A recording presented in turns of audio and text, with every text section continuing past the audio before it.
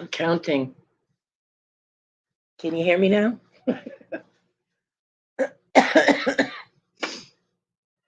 Good morning, my dimple. Good morning, Darlene. Happy Christmas Eve day, way too early in the day of morning. How are you? Merry Christmas, dimple. Just now. Well, I just started talking now when I said, shh, I'm counting. Because I paused because of the delay. And I'm asleep and my mouth does not want to work correctly right now. How much do I love you guys? Thank you. That picture is actually taken from a zoo a few years back. They it's a lot bigger, the actual picture, right? But what they did is for the bears for Christmas is they hung fruits and some vegetables. Like that red one is a red bell pepper from a tree for the bears for Christmas. They also wrapped up some packages with treats in them that are healthy for bears. So I have another picture of them ripping open packages and stuff. It's so cute. But it was a really nice thing they did for the different animals at the zoo to have to give them a Christmas. Hey, Lucky. Merry Christmas. I hope you and your family have a great Christmas. Thanks for popping in.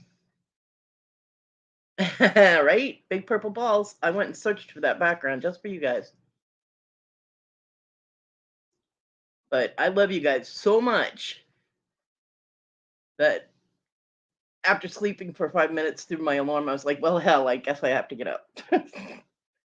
I did. I was in my head thinking, I'll miss Victoria's show today, and just didn't want to move. And then I was like, oh, yeah, it's not her show, it's my show. I guess I have to get up. I have not slept since Wednesday. And I finally got to crash at 6 o'clock this morning. And I set my alarm for 9. So I got just about 3 hours of sleep because I didn't fall asleep right away when I laid down, but I did not want to move. It's currently 12 degrees where I am today, and my room is cold. Yeah, because I only have one vent in my room that's open. So instead of having 2 vents to warm up my room, I only have one. And I found out that if there is a very large box sitting on top of your heater vent, your room gets really cold really fast. Yeah. Sitting here last night, early this morning, and I'm like, why is it so cold in my room? And oh yeah, her concert was amazing, and she sang the song I picked out perfect. I mean, for being a cappella and not having backup singers and all the little accompaniments and everything, she did the song perfect. I had tears. I cry every time I hear that song because it's how things should be between different religions. And cat, go away. I don't know. It's that song touches my soul. So every time I hear that song, tears just run out of my face. So yeah, she did it beautifully. She did all of them beautifully. But yeah, so I'm sitting here last night. I'm like, why is it cold? Because I actually had to put clothes on last night, and I'm like, this is weird. Because although my room is usually a little colder than the rest of the house, because I only had the one heat vent, it didn't make sense that it was that cold because usually it doesn't get that cold unless the heat stops working, and I could hear it working. So I was at 3 o'clock this morning. I was about ready to go out there and crank my heat, and I'm like, what good is that going to do? The heater's been running continuously. Turning it up isn't going to make any difference. You know what I mean? It's just going to be like, okay, well, I'm trying. So I was like, well, maybe the cat's knocked paper or, something on top of the vent. So I had to painfully belly crawl across my bed. It's not easy to do. And look on the floor on the far side of the bed. and there was this gigantic box sitting there, and I'm like, "Well, how did that get there?" And I'm thinking it's an empty box, right? Because obviously I'm not going to put a box on top of my vent, and the damn thing weighed too much. I couldn't. I have no leverage, so I'm laying like sideways on my bed trying to lift this box, and I couldn't do it. I was like, "Uh-oh." I mean, it's like a 24 by 24 box. It's freaking huge. And I'm like, "Why is this here?" Because I mean, it's been cold and I haven't been this cold before, so I didn't get it. I had to, at 3 o'clock this morning, grab an empty box and empty out the box that was on the floor into into two other boxes because I didn't have another really huge box and I wasn't going to try and lift one box that heavy again, and then get the damn thing off the floor. Dog is looking at me like I'm insane. The cats are like, "What are you doing? Can we play with it?" And I found a whole bunch of craft stuff that I forgot I had, like well, I'll talk about that later, but so I finally got the thing off the floor, and then there's like two big black garbage bags that were all like folded up, and that was on top of the vent too. And I'm like, where did this come from? The stuff appears in my room. I have no idea where it is, where it came from. So I got those out of the way, and as soon as that heater vent was clear, the hot air started coming through. Both cats went and parked themselves hovering right above where the heat was coming up, like on boxes and stuff on either side of it.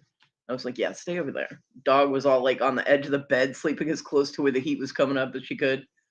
That's how cold it was in here. And it's still cold, but it's not,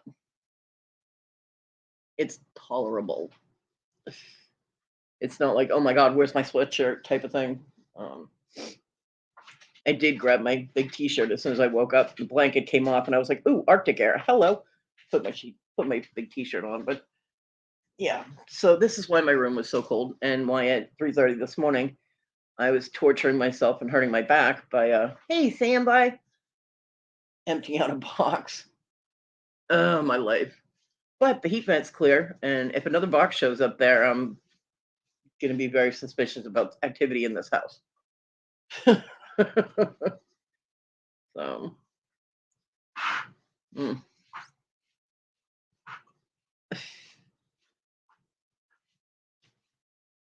Ugh. Cat, really? No. I'll pick up the food and you won't have it. Stop trying to shush it across the floor.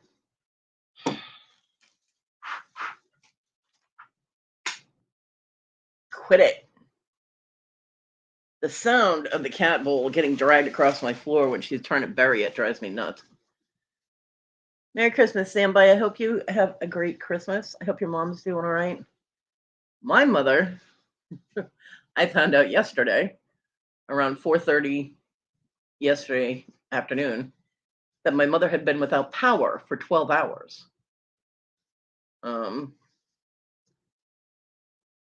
and it was supposed to have gotten fixed around noon. Yeah, I'm cold. um, it was supposed to be fixed around noon, but because of the high winds, yeah, I was like, "Why didn't you let me know?" And she's like, "Well, why would I do that?" I'm like, "Ah, Merry Christmas, Barbara." So, because of the high winds, they were having a problem repairing, restoring power. So 4:30, because she got a notification to her phone at 4:30 in the morning that her power was out. I'm like, that's weird.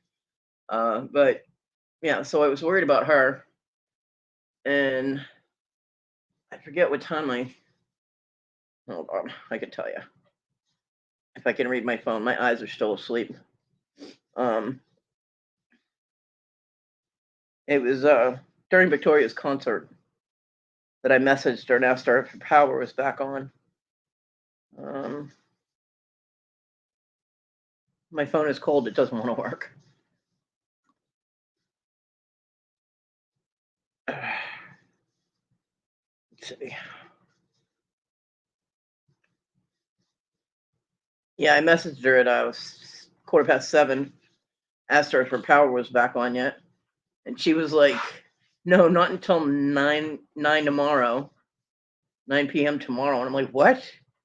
So she was gonna have to wait another 12 hours. I was freaking out because she told me that everyone, Desiree, my oldest, and the grandkids and Desiree's dog all went to Desiree's boyfriend's house, and so I was freaking out. Now my mom has a gas fireplace, so I'm thinking, well, she just has to light the fireplace, and she's good to go. Yeah, I asked her about the fireplace, and she called me um, because it was hard for her to text, and said that the fireplace hasn't been used in so many years. She was afraid to light it, and hopefully she will get that serviced and make sure that everything's okay with the fireplace after Christmas, because then I don't have to worry about her losing power and being cold. I mean, granted, she wouldn't be able to cook or anything, but she wouldn't freeze to death. I mean, she's 90. She doesn't need to be sitting in the freezing cold. So my anxiety levels were kind of jacking up because I was very worried about her. I was like, why didn't you go to Justin's, with everybody else? And she was like, well, I didn't want to impose, and I have things I have to get done tomorrow. And I'm like, well, you can't do much if there's no power. She goes, well, I can clean. I'm like, oh my God, Mom. Yeah. So right after I hung up the phone, my phone rang and it was her. And I was like, what? Did something happen? And I answered my phone and she goes, my power just came back on. And I was like, oh my God, thank goodness. So yeah, she got her power back around, I don't know, 7:30, 28, something like that. So yeah, that was a huge relief. And she's happy because now she can bake her pies today. That was a big thing she was worried about, is she wouldn't be able to bake her pies for Christmas dinner. Like, you're crazy. People can do without pie. You're not going to be able to cook dinner if you don't have your power back. I mean, it's crazy. So, yeah. I was very relieved. I was so worried about her. So, hopefully. Cat, get out of that. I didn't put that there so you could climb all over it. As soon as I put stuff in the one box, because it doesn't have the flaps on the top of it, and I just piling stuff into it so that I could get it out of that other box, the cats were like, oh, look, more stuff for us to climb all over. And there's breakable stuff in there, so if it gets broke, it gets broke. It's all in containers and stuff, so it won't hurt them if they do break it, but it's not there for them, you know what I mean? So yeah, so that was a big panic yesterday. Unbelievable. Because my power flickered a few times, but it did not go out, thank goodness. I'll tell you, Simmy's trips outside were real quick. She was like, it's cold out, I'm coming back in. So, and poor Caesar was out there freezing his balls off. He goes, yes, he still has those. When I put Simmy out, he come over and was flirting with her, but he did not look like happy dog. He looked very cold. I was like, I hope they don't leave him out there too long.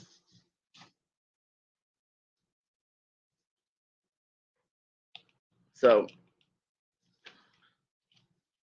yeah. So, needless to say, that in that position, trying to lift a box and trying to awkwardly get things out of it one-handed while laying on my side on the bed, my back hurts like a mother today. And I knew it was gonna. I took Tylenol before I crashed because I knew it is such an awkward angle to try and lift anything.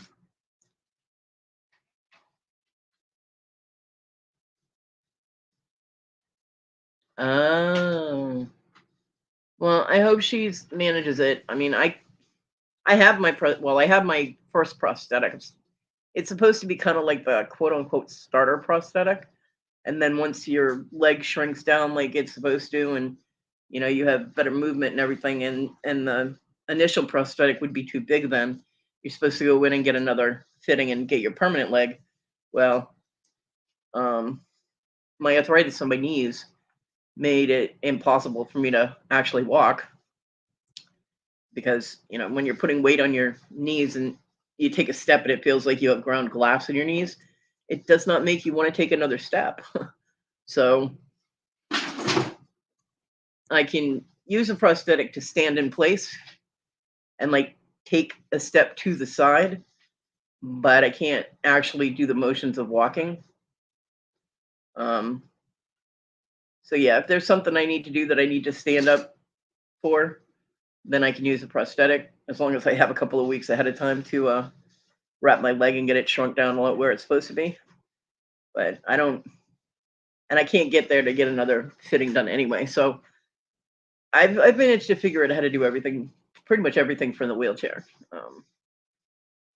So yeah, but I hope she's able to get there. I would love to be able to just walk around without a problem. I didn't know my knees were going to act up that bad. I mean, I did damage my right knee, so I knew that one would probably give me a problem, but they were both like, nope. So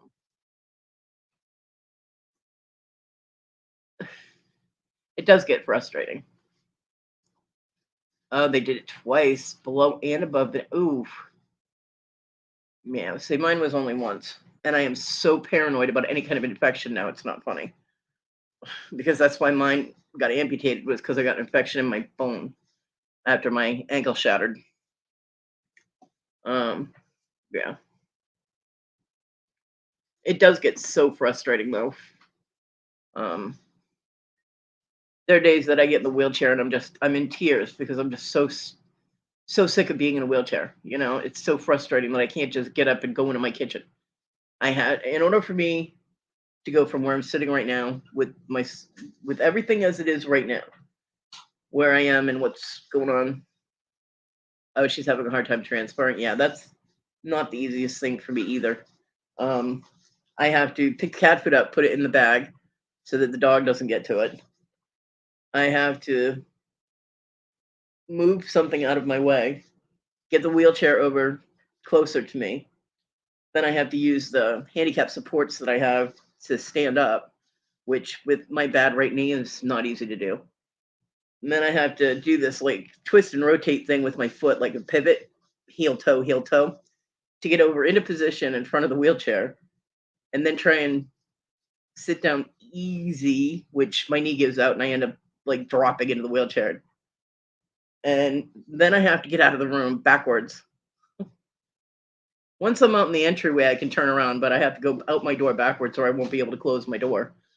And then I can do what I need to do out there. But and I have to grab my shoe before any of the moving around part starts. I have to grab my shoe so I can put my shoe on, because with my floor all tore up, there is no way I'm going out there and cutting the bottom of my other foot.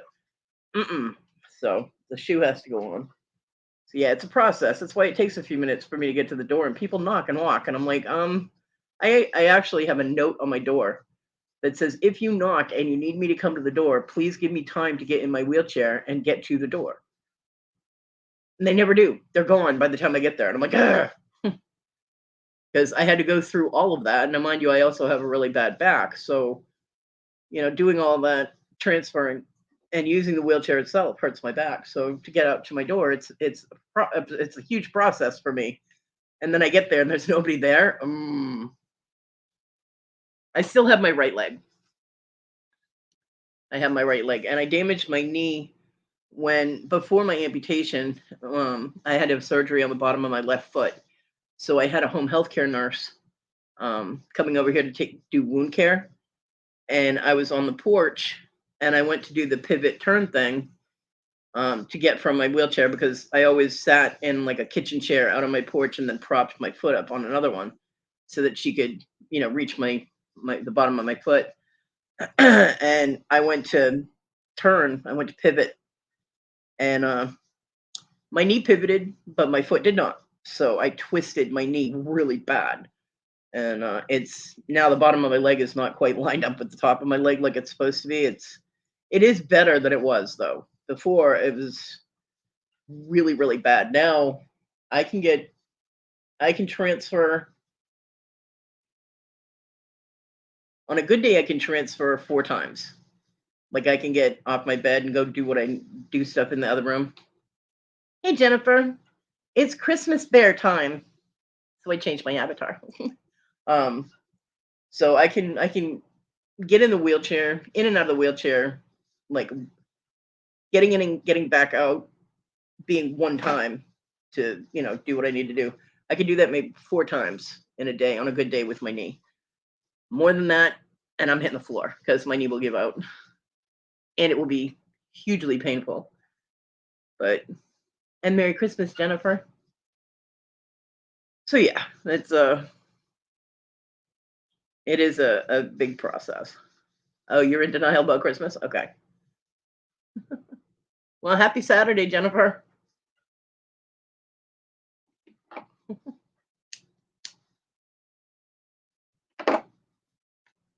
But yeah, I get frustrated. And like my mom will come over and she'll go to put something in my cabinet and I'll be like, "Mom, I can't reach that." And it will hit me at different times. Sometimes I'm okay, and other times it's like I can't reach that, and I get so frustrated because I can't. You know what I mean? Oh, yeah, possibly. So yeah, I mean, I had limited mobility before because of my back, so walking could get very painful for me. And if I was like walking around Walmart doing shopping, I had to always have the cart to lean on because my lower back would lock up. And then, it's like you can't lift your feet, so you're gonna face plant. And I really didn't want to do that in Walmart and become a part of a video. So there were times that I actually had to sit down and or like lean against the freezers or something at Walmart and let my back loosen up again. And I actually would have people be like, "Are you okay?" I'd be like, "Yeah, I'll be fine in a minute." My back. And they're like, "Oh, well, don't fall down." I'm like, "Okay." Yeah. But this is much worse than that. It's just like because I'll be talking to my mom. I'm like, "Oh, I'm hungry," and she goes, "Well, go make something to eat." Well, the process of going and making something to eat is, you know, painful. So my nibble, about mm, 8 or 9 inches below my knee.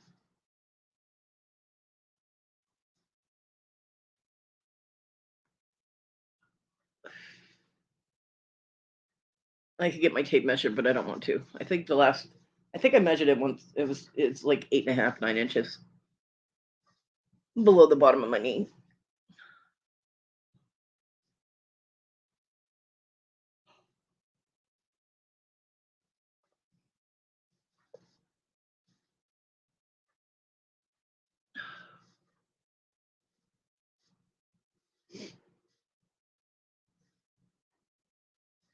Uh, so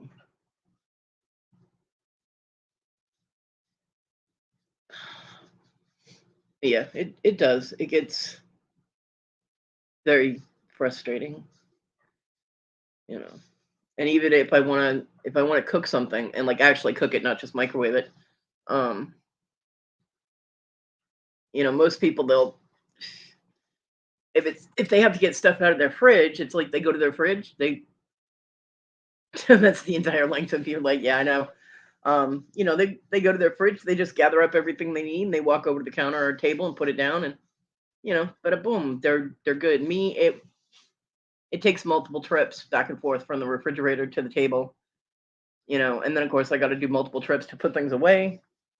And then after I get everything I need situated, um, I gotta roll over to the stove. It's sometimes it's just not worth it. I'll be like, fuck it, I'll make a peanut butter sandwich. You know what I mean? It's seriously, it's like, oh, the pain's just not worth it today. When I make my fish, it's a process because I have to get stuff out of the fridge, and I have to make the egg wash and then the flour mixture, and then I have to move that over to the table that's near my stove, and get the fish and rinse that off and dry it and do all that. So, it's a process. And to somebody that can just walk and do that, it's not that much of a process. I mean, I didn't, before the amputation, I had no problem, you know, making the tilapia. And now it's just like, do I really want the tilapia? And then I'm like, well, I took it out of the freezer. It's going to go bad. I can't waste the food. So yeah, I guess I'm going to make it. You know? Oh yeah, yeah, yeah. It takes a longer. I mean, I'm 50. How the hell old am I, Dibble? 53, something like that. Um, and it does take longer for older people to uh to adapt. And if you have any other kind of health issues, it makes it worse. Mm-hmm. Yeah, my arthritis is kicking up. Even with the Flexmore stuff, my arthritis is kicking my ass because of the cold. And that's another thing is making things because of the nerve pain in my hands. Just the nerve pain alone, I actually came up with an idea for because my mom, I had to ask my mom to do my dishes for me Wednesday because touching things, because I have a lot of plastic containers, like the little whatchamacallit, like little Rubbermaid food storage containers. And it's like grabbing broken glass when I hold those because of the lip on the containers. It hurts my hands. So I'm like, do I want to go through the pain of trying to wash my dishes today? And usually the answer is nope. Um, so I asked my mom to do my dishes, and she never rinses the soap off completely. I end up with all this soap residue all over my dishes, which I then have to rinse off. So it kind of defeats the purpose of having mom do it. But uh, I remembered when she was here, and I was sitting there, and I was so frustrated because I couldn't even do my own damn dishes. It's like, what the fuck? Um,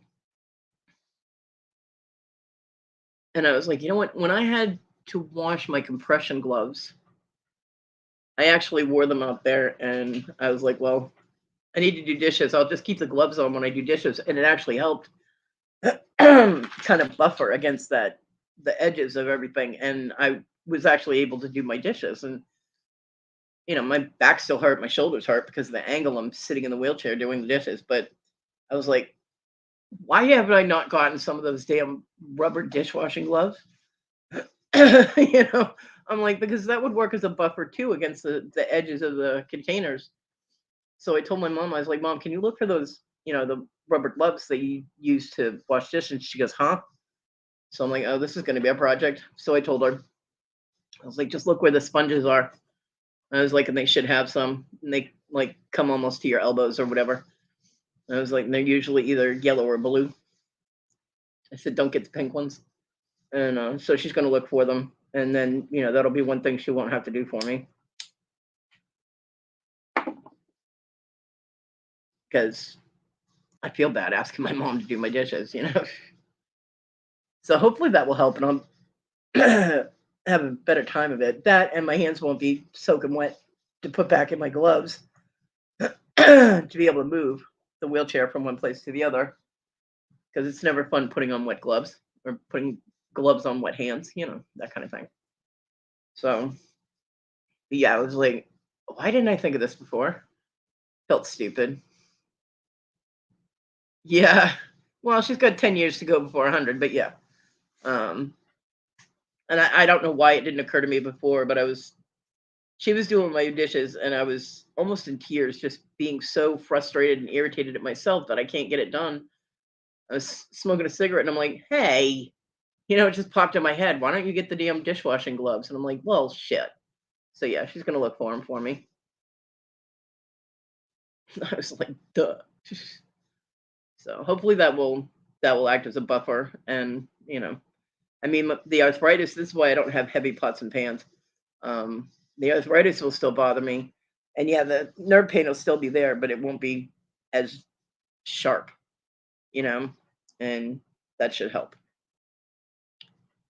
So yeah, just, and I feel so dumb. I mean, all these months I could have been doing it myself with just one simple thing, like dishwashing gloves. It's such a simple thing, and it didn't occur to me, so I felt stupid. So that added to my frustration. And my mom doesn't get why I'm frustrated. And I looked at her, I was like, "Really, mom, how long can you walk before your breathing acts up and you have to sit down?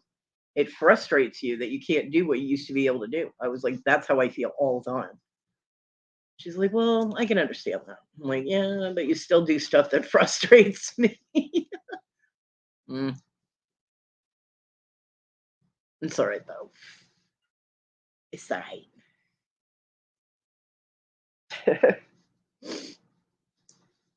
I hope she's able to adapt, Standby. It's I know if I was able to use a prosthetic freely, like just, hey, I gotta go put the dog out and just slap the leg on and walk out there and put the dog out. Hey Michael, Merry Christmas. It would alleviate some of the frustration, but I can't. So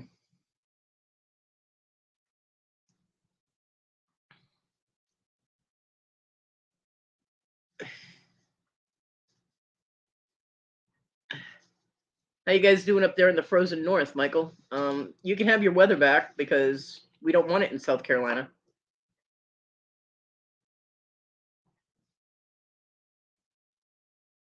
Yeah, same. Like humans are amazingly adaptable, and I'm really stubborn. You can ask Michael. He married me. Um, I don't give up on stuff easily. So I try and find ways around things. There's only a few things that I have not been able to do. One is my laundry, and that's because of the way that my washer and dryer is set up. And I mean, I have a picture. Let me see if I can find the picture of my where I have to go to put the dog out, which is where my washer and dryer are. I don't know. Remember where I put the picture. Hmm. Um,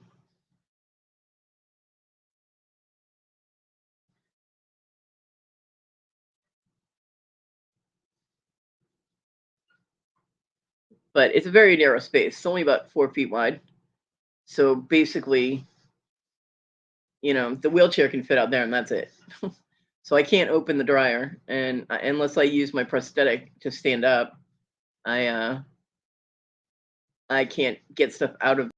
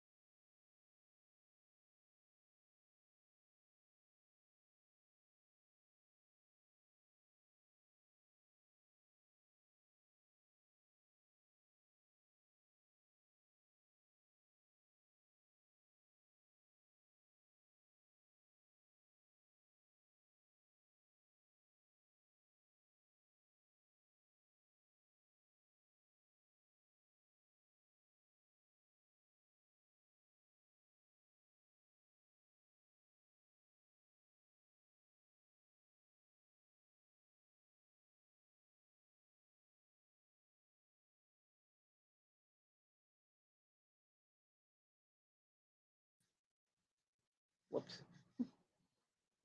I don't know if I hit the wrong button or what. I didn't even hit the any of the buttons at the bottom.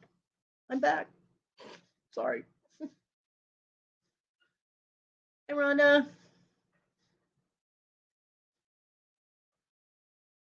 Yeah, no, I didn't lose power. I didn't even hit any of the buttons at the bottom. I hit my folder to look for the picture. I didn't even know that it was off because the folder thing was up there until I saw on the side of the chat. Where'd she go? Merry Christmas, Rhonda, to you and Liam. Uh, yeah. I don't know what I did with that picture.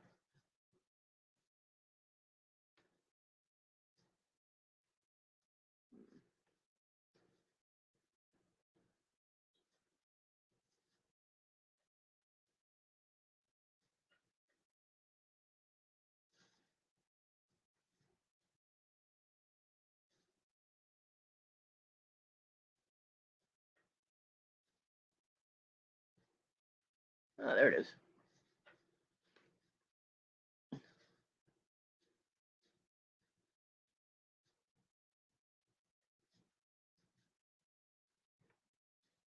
I know this laptop has been acting up really bad lately. All right. Now, if I disappear again, I will try and come back. Because we all know my screen can lock up when I try and share something. Let's see if it works. Okay. So the door, the open door, is my kitchen door. And this is my little utility room. And you can see the little marks right here. That's for the wheelchair. So I've got like 3 inches on either side of it. The dog can't even fit past me, and Simi's only 35 pounds. She goes under the wheelchair to go out the door.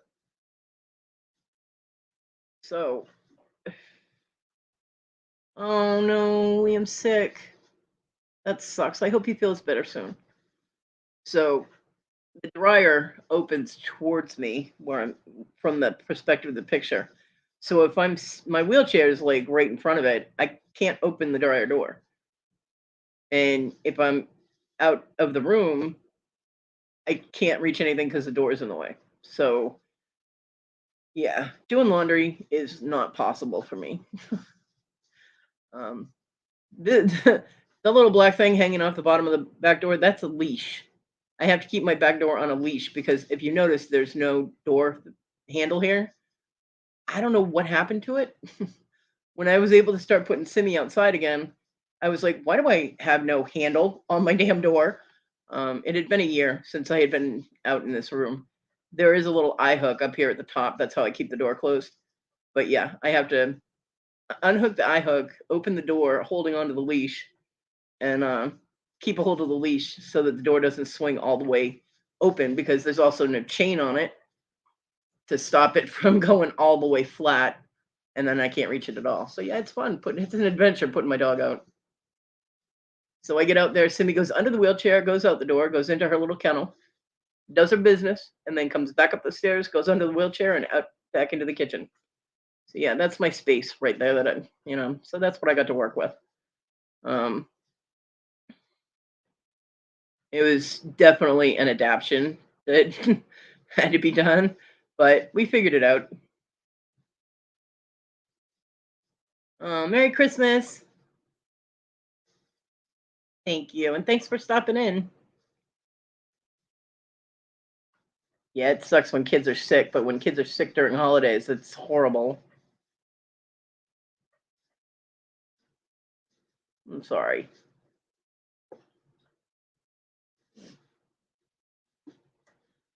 I was where was I yesterday? Oh, it was during Ella's auction. There's a regular that comes in to Ella's auctions all the time, and she was in there, and everybody's chatting away, having a good time, and all of a sudden she's like, "Oh my god, I gotta go! My brother just died," and we're like, "What?"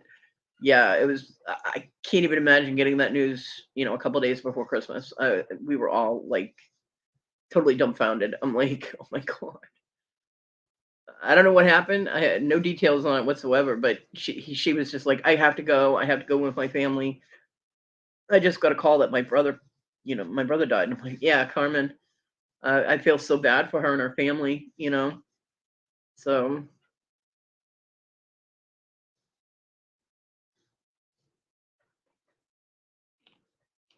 you too. Thank you for coming and wishing everybody Merry Christmas. I hope you guys have a great holiday. It was, yeah, I was just totally like, oh. I feel so bad for anybody who loses people, especially around the holidays, because it puts that memory, it's always there. When you lose somebody and, special events come up, birthdays, holidays, things like that, it's always sad. I've been bad. This will be the second year without John, and it's not easy. Oh,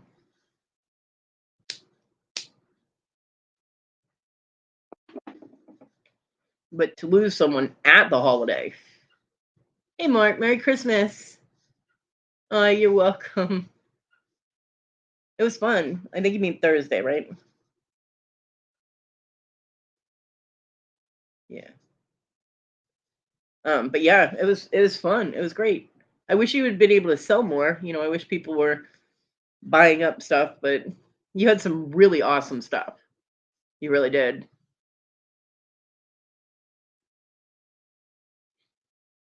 Yeah, whatever day it was. I hope you and Mike have a great holiday.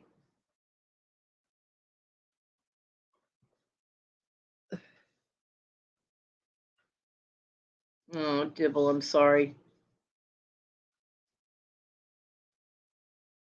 I feel bad for anybody who loses people, especially during, around a holiday or something, because it always puts that little cloud, that little shadow on the holidays, and it's not something that they usually can help. Although anybody who commits suicide at a holiday, um, you just ruined everybody who loved you's holidays for like the rest of their lives. So kudos to you. But I will definitely try, Mark. I'm gonna be doing lives tomorrow for people that are alone for Christmas. So I'm not gonna do a continuous one because I need a break too. But I'll pop on here and there, and if I'm not live, then I will definitely be there. Hey, Deborah, Merry Christmas. Yeah,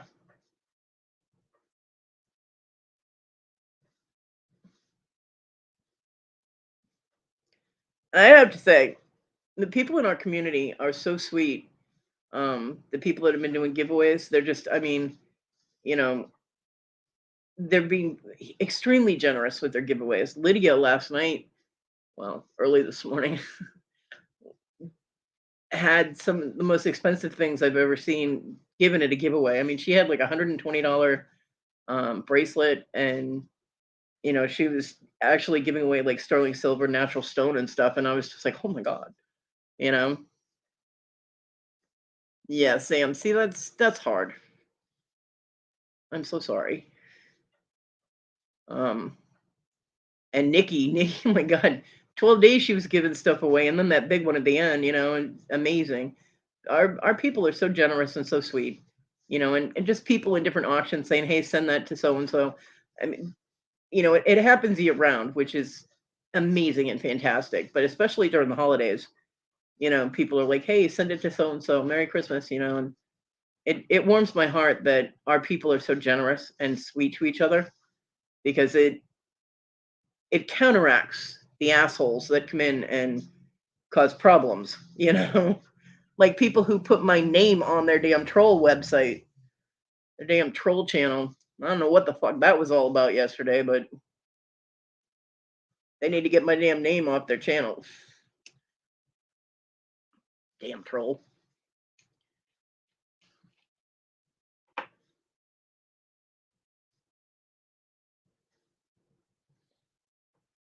I mean, hey, you might want to be striving for awesomeness and you might want to be me, but it ain't gonna happen.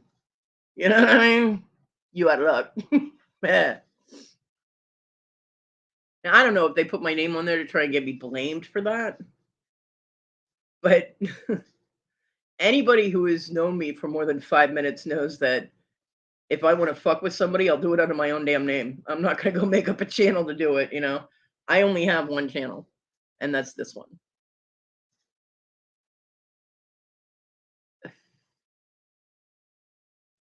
So putting the at Cody Fontaine, was kind of stupid because nobody's gonna believe that it was me. Yeah, Dibble, I do too.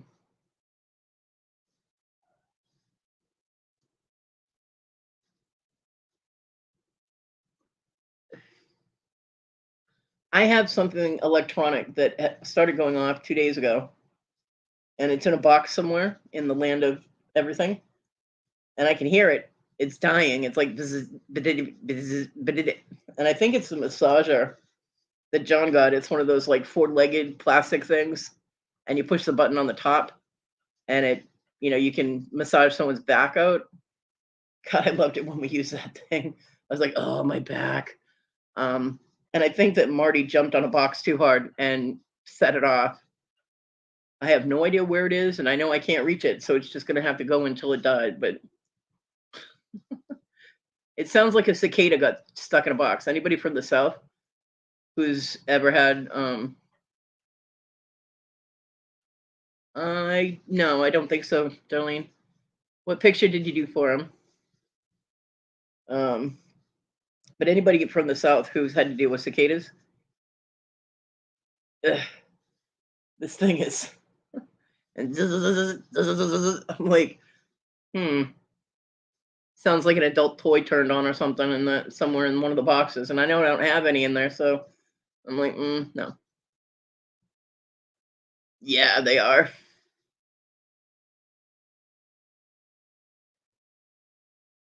Yeah, I agree, Dibble. I agree.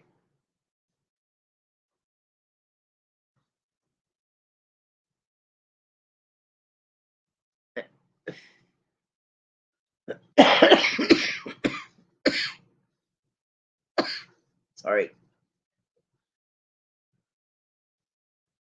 And I'll tell you, any the holidays can be really, really, really depressing for a lot of people. I mean, they're depressing for me because of multiple reasons. Oh,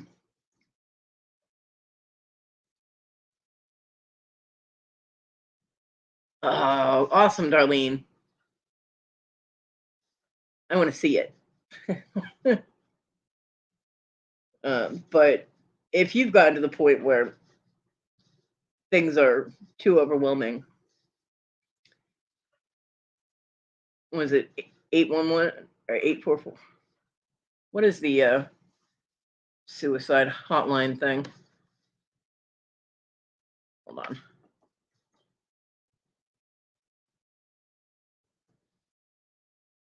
988. 988. If you don't have anybody you can talk to, or you think that the people that are around you don't understand, um, 988 is the number for the suicide hotline. So please reach out to them, to anybody that has gotten to that point that they feel is, beyond return, because you're not beyond return, and what you do will affect everybody around you. So, I mean, for the longest time, I thought that anybody who committed suicide was a serious coward because they're not facing what they need to face. But things that have occurred in my life in the past few years um, gave me a different perspective. So seriously, but I mean, don't do that to your kids or your family. It's the guy from Ellen that committed suicide right before Christmas, and you have kids. Come on, you have just ruined their Christmas for the rest of their lives. Man up a little bit. You know what I mean? Sorry if that seems cold, but why would you do that to your children? Purple memorial tree for my 13-month-old grandbaby. Oh, that's nice, Deborah, that you guys do that. I'm sorry for your loss. It's so hard to lose babies. And hey, purple tree is awesome in itself. But yeah, I'm so sorry, Deborah.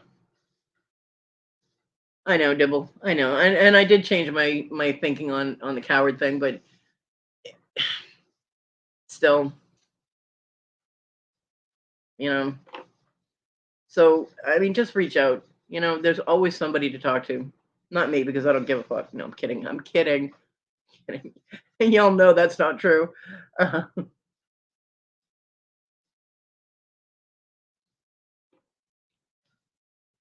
Yeah, I mean, I'm alone too. You know, my kids can't stand me, and my mom gets over once a week. I still have my mom, which I'm blessed for, but she is 90, so there will come a time that she won't be able to get over here anymore. Um, and then there'll be a time where she's just not here anymore. And I really don't want to think about that right now because I'll cry. But um, she's the only one I have. You know, I mean, the neighbors help me out, but Donnie is apparently having to do dialysis now, and he was looking really rough last week. Um,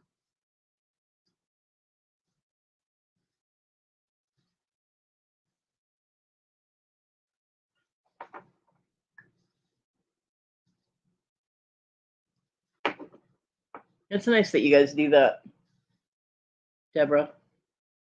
I mean, it's sad that you have to do that, or that the situation occurred where this is a thing. But I'm glad that you guys keep her memory alive and do it together. That's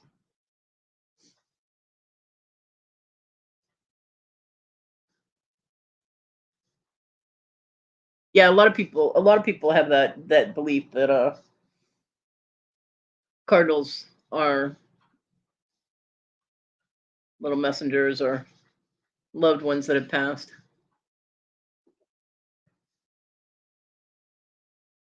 Yeah, Sam. But this is also the reason that I'm going to be doing lives on Christmas, is because I do know that there are people that are by themselves, and just sitting there in your aloneness, you get stuck inside your own head, and it can be very detrimental. So, you know, I mean, I might not be able to come up with something to talk about yet, like that happens, but at least the chat will be open, and there'll be some place for people to go, whether they are by themselves and they don't want to be stuck in their own head, or whether they want to escape family for a little while, because we've all been there. Um, you know, I'll tell you though, if I'm live and my mom calls me and says, "Hey, I'm on my way over with food," as soon as she gets here, everybody's on their own until she leaves, because I'll leave it open. I'll leave the live going for people. That'd be cool, standby. Um, but I'll be out there getting food. She never stays very long. She like dumps food on me and leaves, but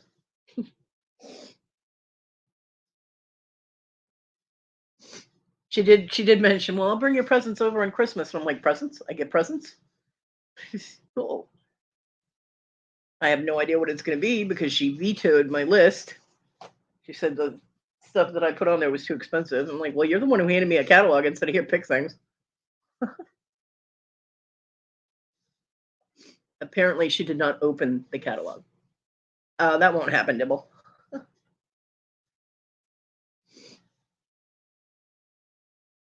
One, because you'd never be able to hear her over Simi being so excited that she was in my room.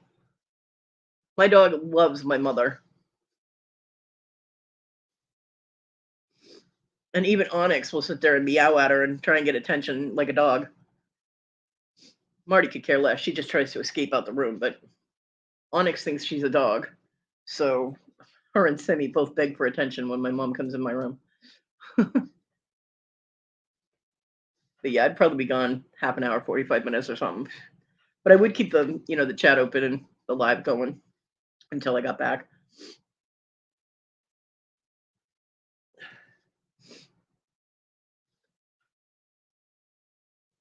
Now, I told her not to drive if she's too tired, because she is going to be cooking for a bunch of people, and my mom will not let anybody help, because the last time I was at her house for Christmas, I tried to get her to sit down because the woman turned bright red and almost passed out, and I was like, "Mom, just sit. I'll do what needs to." No, the kitchen's too small for more than one person to be in there, which it really is. It's tiny. But I was like, "Fine, you get out and I'll do it." She goes, "No, no, no, I have to do it." I'm like, "Ugh. I can put vegetables in a bowl, Mom." And she was like, "No." Yeah, I actually have angels that have been helping me with pet food and things like that. But if if I didn't have that help, I wouldn't be eating, because my money would go towards pets eating. I was supposed to only have the dog and one cat, but when John died, I inherited his cat because I was not letting his wife take the cat. The cat hates her, and that would just be traumatic for everyone involved. And she probably would have just tossed the cat out the door anyway. That's what she did to her cat. She was like, "Oh, you can be an outside cat now," and her cat disappeared. So yeah, so and Marty had already been living for a year with Onyx. I mean,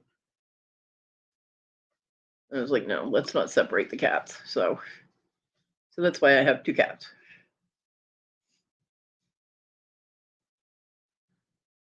But and I mean, having another living thing in the house does help. I mean, Simi is too smart for her own damn good. Um, she adapts very quickly, like learning to go under the wheelchair to go outside. Uh, but there are times when I have to. Why? Oh, I'm like, why am I looking at a Minion? It's the box from Victoria. It's got Minion stickers on it. There are times when my anxiety level starts amping up, and I just have to reach out and pat my dog for a while. It grounds me. So she's like my unofficial therapy dog. She knows when I'm upset. If I'm crying, she comes over and tries to get me to play with her. Because that's Simi's solution to everything is to rub her belly and you'll feel better. Okay, Deborah. Um, yeah, I agree. I agree. I feel bad for all the cats that live in our neighborhood. Yeah, I hate minions. I like the purple ones, but I don't like the little yellow ones. So I should tell Victoria how much I love her. I bought a minion keychain from Nikki and had Nikki send it to her for Christmas. It had sequins on it. It's glittery.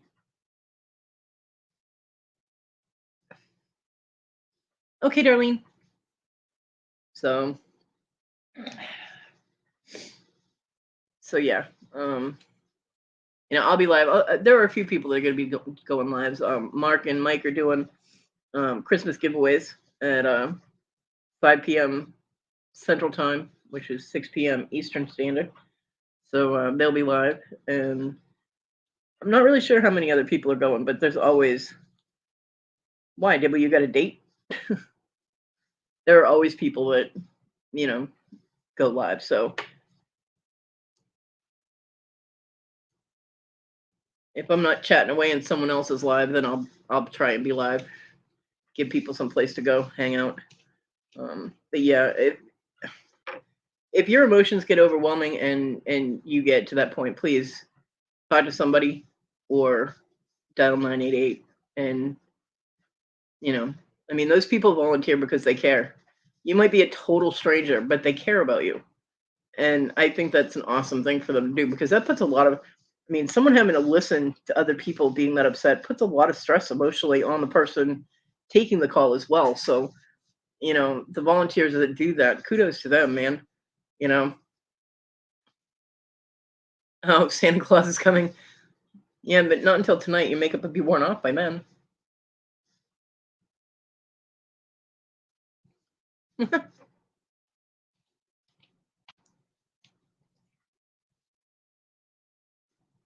I thought of you last night, well, this morning, Dibble, because Lydia had a goose trinket box. I was like, oh, look, a Dibble box.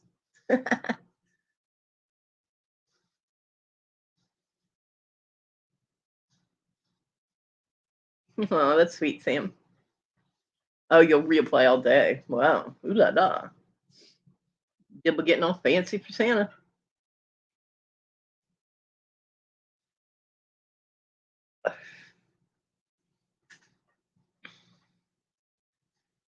And yeah, I told my mom, I said, I can wait until the day after if you're too tired, because I don't want my mom driving if she's too tired. But she's insisting that she will be here Christmas Day. And I'm like, Mom is stubborn.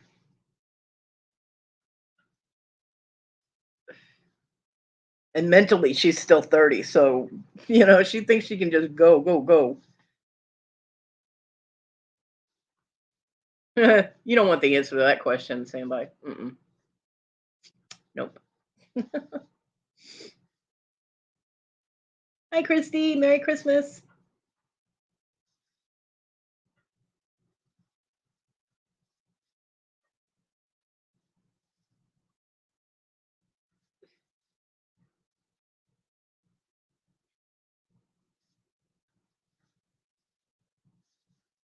I might even go live tonight. I don't know.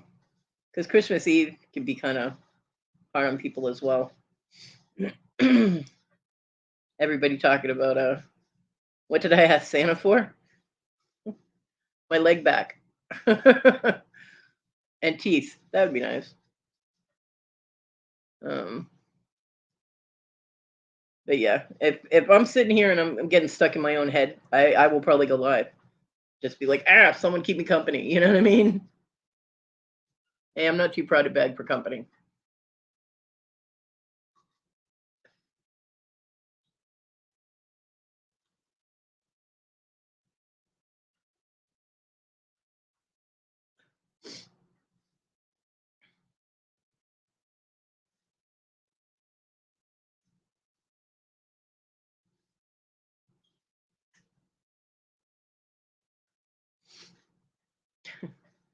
I wish that all the fleas would die because South Carolina fleas are stubborn and the flea treatment stuff isn't working well. I got to get the spray to add to what I treat the dog with.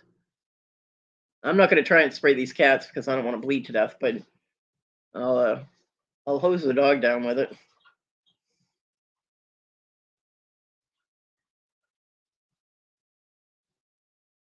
Dibble. Dibble is definitely on the naughty list. That's why Santa's going to her house. All the naughty girls have the most fun.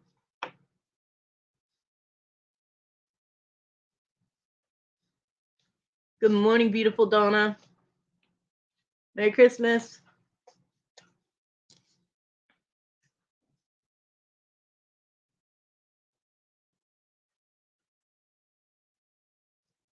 She's a pitbull boxer mix, and she's about 35 pounds.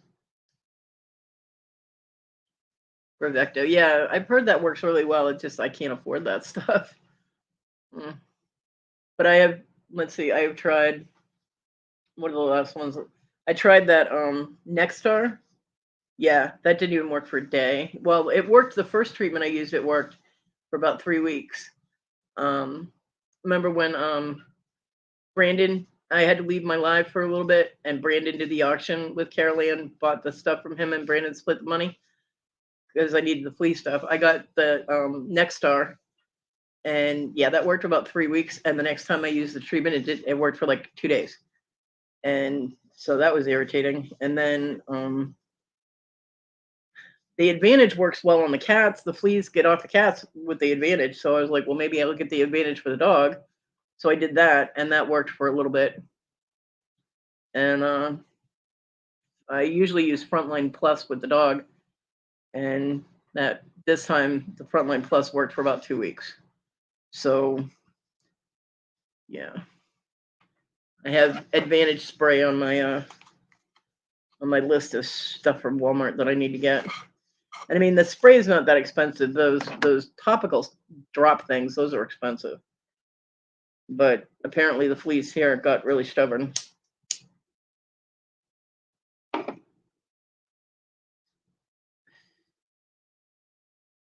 Yeah. So, and I used something that a friend of mine from Michigan had sent me. She works at a vet's office, and she told her vet that, and it was, I mean, this was, I don't know, like, I'm gonna say like 8 or 10 years ago. Um, and I can't remember the name of it, but you have to get it from a vet, and it's the topical drops. And she sent me some of it. Oh my god, that stuff worked amazing, but it's expensive, and I can't afford it. Yeah. Well, I figure the cats don't go outside. So once I can get the flea, once I can control the fleas on the cats, I just have to treat the dog because she's the only one going in and out of the house. So if she's got something that works, then she won't be bringing them in, or they'll die right away or whatever. So that was the plan. It didn't work out to plan. Amazing how that happens for me all the time. There are a few of the pill things. You mean the ones you get from a vet? My mom uses those, but they're like $25 a pill. And you have to go to a vet to get it.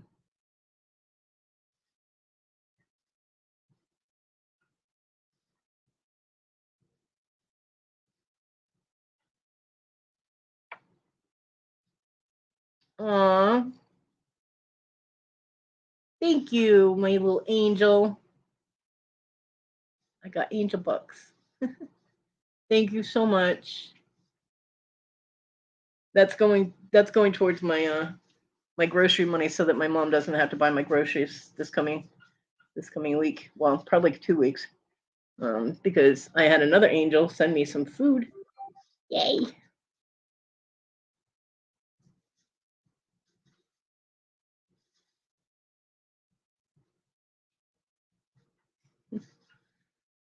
So I told my mom about that. She was so happy. She's like, "Yay!" I mean, there's still a couple of things I'll have to have her pick up, but I'll actually be able to do a curbside order so that she doesn't have to go in the store. You order it from Canada Express? Cool.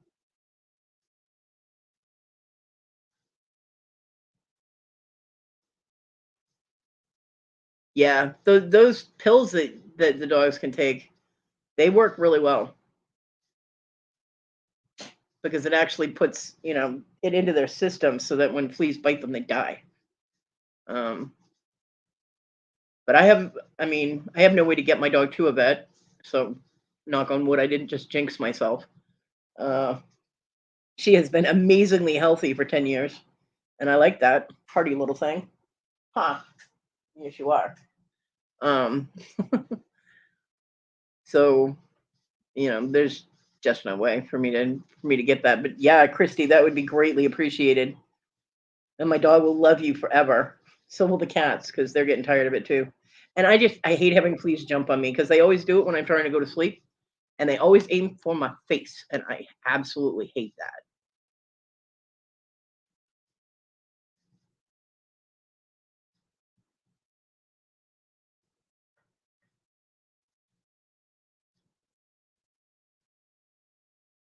Yeah, that stuff. I can't read any of that, but yeah.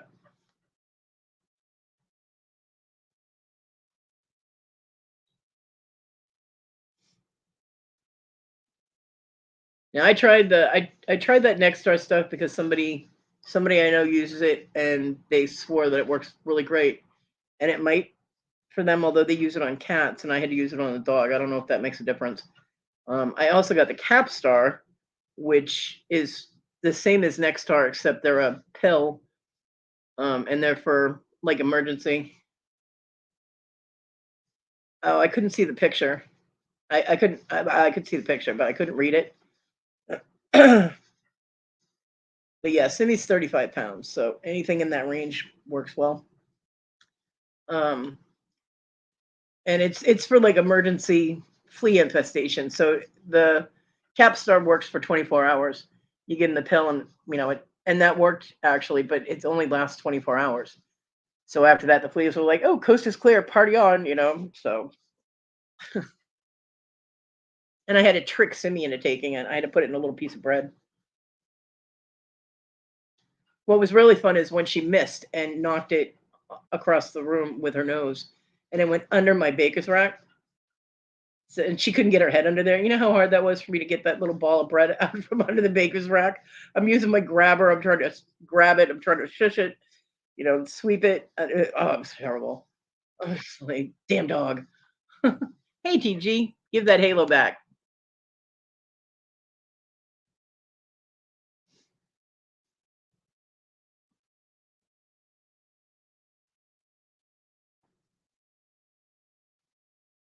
Yeah.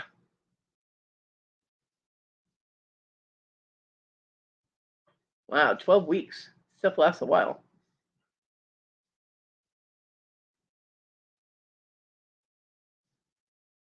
Nice.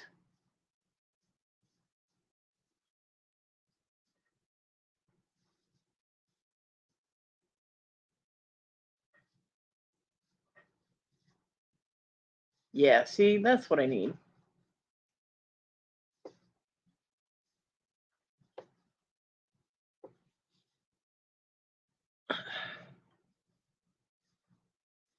Hey, Christmas, TG, the angel, the Halo thief. You ended up with strong eyebrows.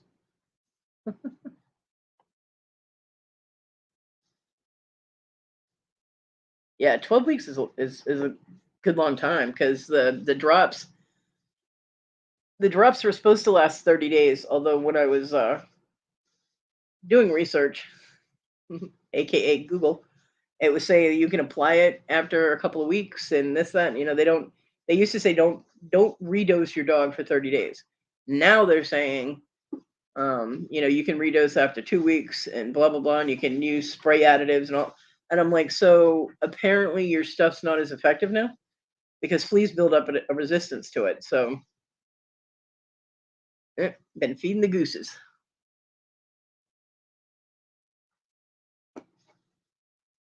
Morning, Susie. And Merry Christmas.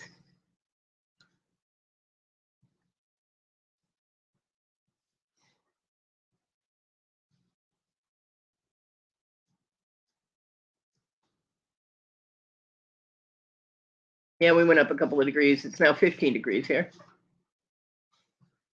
But at least the wind died down. It's not howling like it was yesterday. Oh my God, I was out in the studio waiting for food delivery and I was at my front door.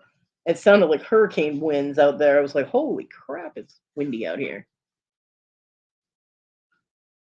It was windy out there and it got freezing in my room last night because I didn't know that my heater vent was blocked with a big box. You cannot heat up your room if your heater vent is blocked. Just saying. My back is screaming at me for trying to get that stuff out of the way.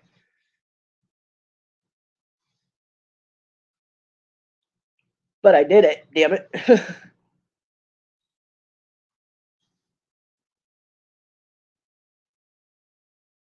If you can't move the box that's full, empty the box first. Yeah, I was not comfortable at all doing that. One-handed, laying on my side, no leverage whatsoever. Yeah, that was an adventure. But I did it. Dun, dun, dun, dun.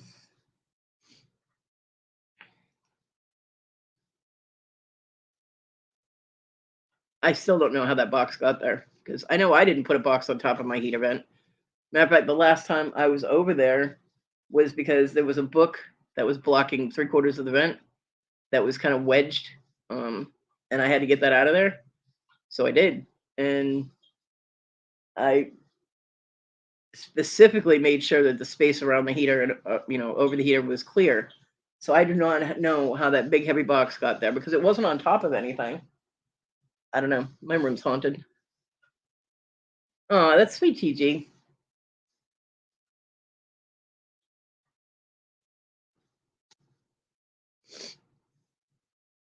Who are you asking, Samby? If you're asking me, I don't drink coffee. That stuff's nasty. I don't like coffee at all. I like coffee ice cream. That's the extent of any coffee experience I want. And now I want coffee ice cream, damn it. Well, I don't think I want it right now because it wouldn't melt in my room, that's for sure.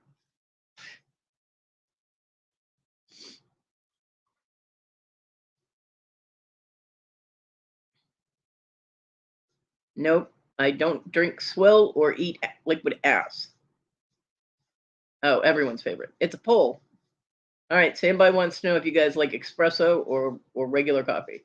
Apparently, those are your only choices. I know that a lot of coffee drinkers are going ballistic over the coffee that Tracy Cake sells. Yeah, everyone knows what Rhonda drinks because we can hear her machine when she's online.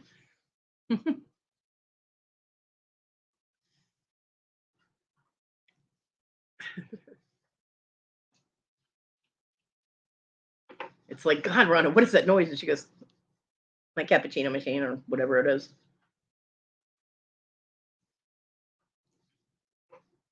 And every time I hear the word or see it, cappuccino, I think of the scene from Dante's Peak, where the chick shows up, the mayor shows up with coffee, and the little volcanologist guy goes, coffee, cappuccino, java, coffee, coffee, coffee. John used to imitate that all the time because John was a coffee fanatic. John loved his coffee. And so, yeah. We watched that movie together, and after that, it was all over. Whenever he wanted coffee, he would do that line. Or when I brought him his coffee, he would be like, "Coffee, coffee, coffee, cappuccino, java."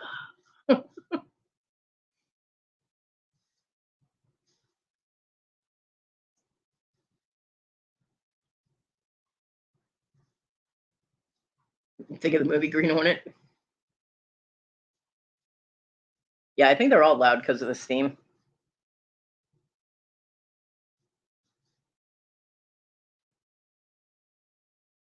I don't even have a coffee maker in my house because I don't drink it. I told my mom, I said, if you ever want to have coffee at my house, make sure you bring your instant with you. Cappuccino. Yep.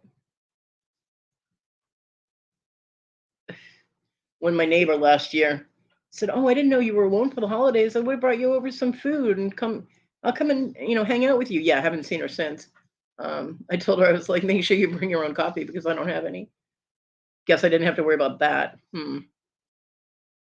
Oh no, Rhonda! How dare it? You overused it. It died.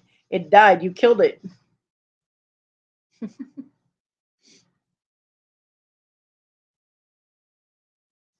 It said, "Damn, this woman is a slave driver. Fuck this. I'm out."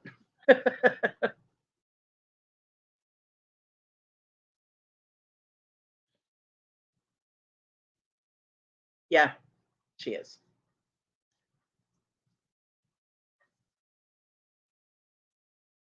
A couple of times I've asked her when Donnie wasn't home or if he was like, "No, I can't do it today," run to the store. I've asked her if she could run to the store. What are you doing? Is it mommy day today? My dog just creeped up on the other side of me because I got a cat on my right side. On Marty is laying against my leg, and Simmy just snuck up on my left side. Like, what are you doing? She never does that, so it must be a mommy day. Every once in a while, she gets these needy days where she wants to be really, really close. And I'm like, okay, it's a cuddle day. She'll actually, yesterday, she was chasing the cats away from me. Onyx tried to get up on the bed and the dog blocked her. Laid down right next to me, like, nope, my mommy.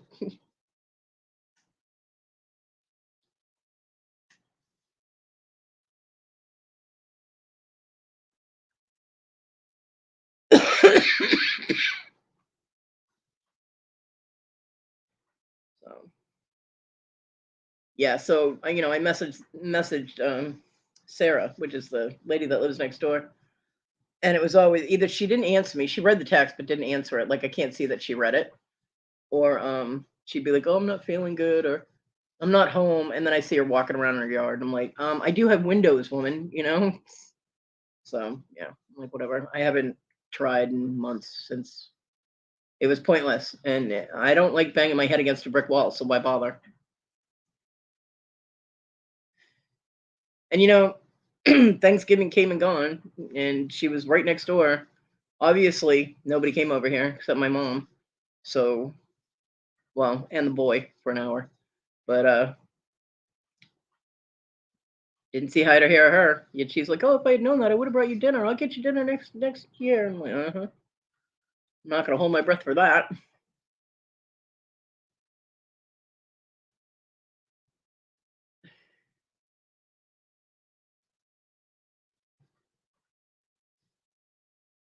So yeah, it is what it is.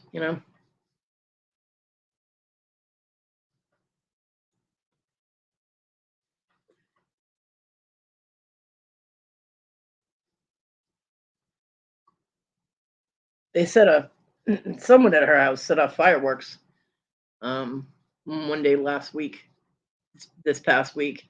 I had just brought Simi inside, and they set fireworks off in the backyard. And Simi was like, "Ah, I want to go back to the room now. I want to go back to the room now." She does not like fireworks now at all. Um, I'm like, "Well, aren't you glad you weren't still outside?" And they were the ones that asked John not to set off fireworks because it scared the hell out of two of their dogs. And I told him, I said, "Be kind to the neighbors' dogs. And you don't need to set off fireworks in the driveway. It's not really a thing. You don't have to do that." just because you want to blow shit up. Don't, terrify the neighborhood animals. And then they go into it.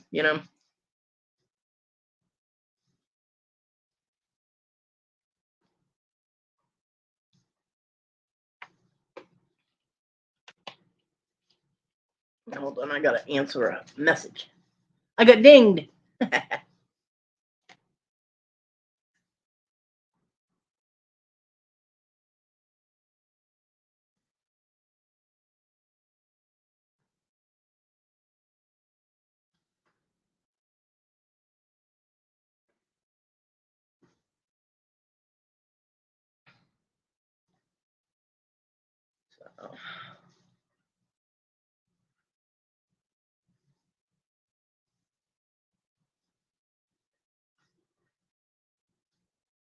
Thank you, Christy.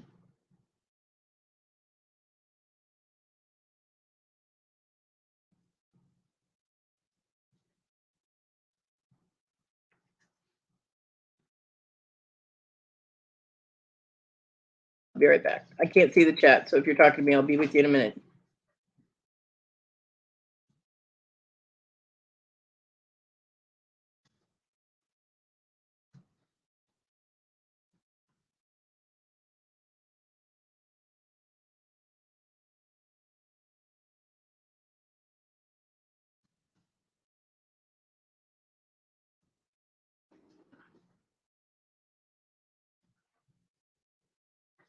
And my babies, thank you.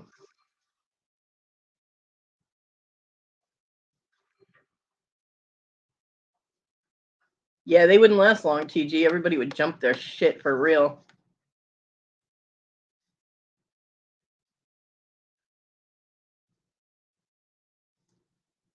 I didn't even give them time to type yesterday in Victoria's. I saw that shit come in there, and I was like, nope, see you, bye. I still can't believe they have my name on their damn channel page. Fucker. Get my name off your shit. You aren't me. You can't be me. You'll never be me. Have a nice day. Although, if you wish for me to hack up your limbs, come and see me. I can make that happen.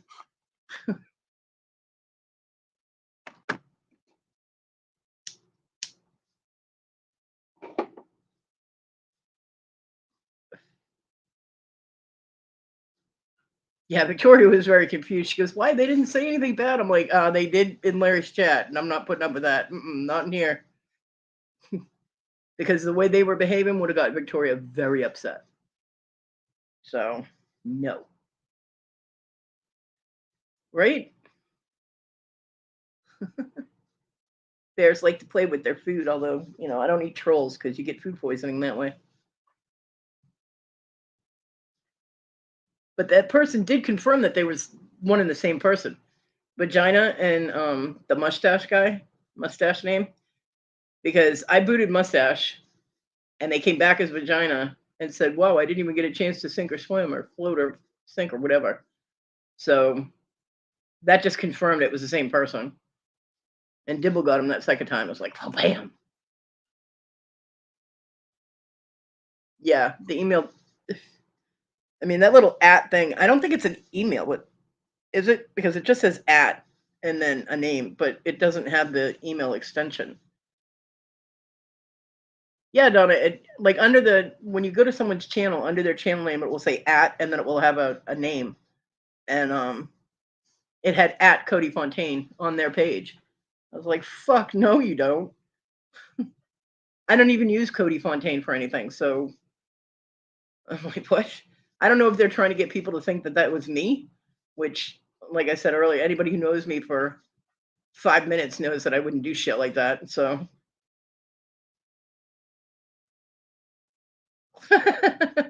yeah, I don't see Virginia acting like that.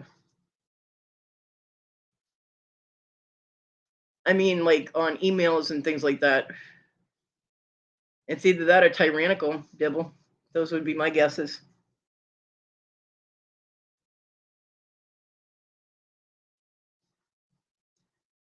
I don't know what it is.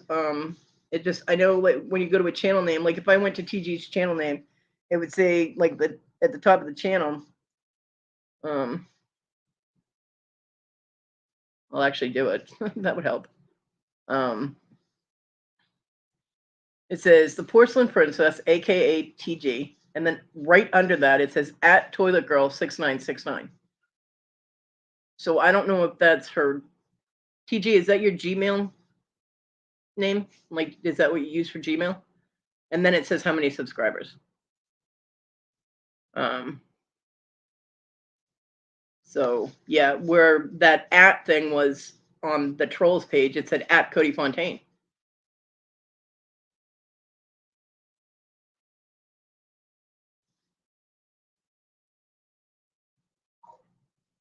No, it's not a hashtag, it's an at symbol. Yeah. So I don't really know what that is, but somebody go to my channel page on YouTube and let me know what mine actually says, because I have no idea. I don't even know if it'll show me that. Let me see. Okay, yep. Mine says at Kodi Fontaine, Kodiak Creations, which is what I had set it up first, and then I changed the display name. But that's not my email. You know what I mean? I don't use Kodi Fontaine, Kodiak Creations for an email. So I don't really know what that ad is. But if you notice, I'm almost at 360. I have one more to go, and I have 360 subscribers. Woohoo! Go me. So yeah, I don't know. But the only thing I can think of that they would do that is to try and get me blamed for being them, and I'm not. So yeah. Oh, it's a search tool? Huh. I tried to do that in the search bar, the YouTube search bar. I tried to do at Kodi Fontaine, and I came up with nothing. But yeah. So I don't know. Either they want to be me, good fucking luck, or they were trying to get people to think that it was me, which it's not. Cody's a nothing. Thanks, TG. Fuck you.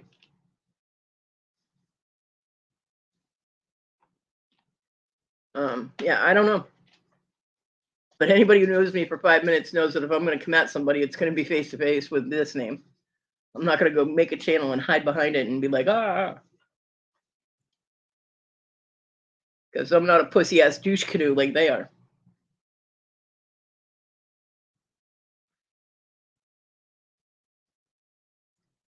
I do know Tyrannical's been harassing a few people. Oh, okay. You can use it when making comments, just like a hashtag. Oh, cool.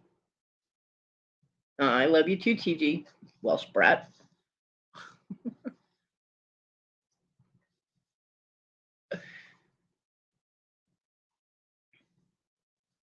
Oh, okay.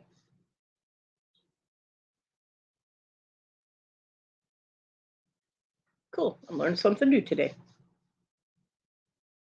Oh, is that why some people, when they put their link in, the back part of their link says at and then their name? Yeah, it was an actual channel. They made it, and they made that channel. It wasn't made recently. The mustache one, anyway, was not made recently. It's an older channel, but they probably just kept changing the name on it.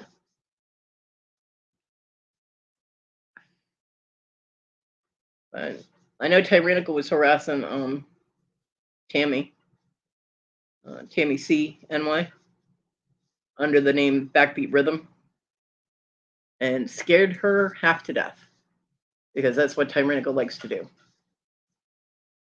Because Tyrannical is a piece of shit who needs to fall off the planet.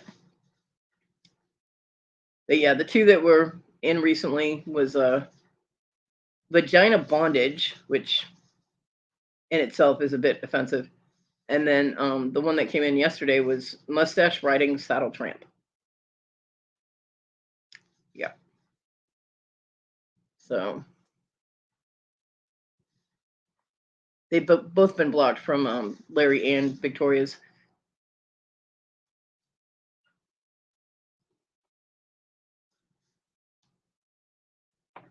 I want to tell you guys, anybody that's been at Victoria's auctions and has seen her selling that chapstick total hydration stuff,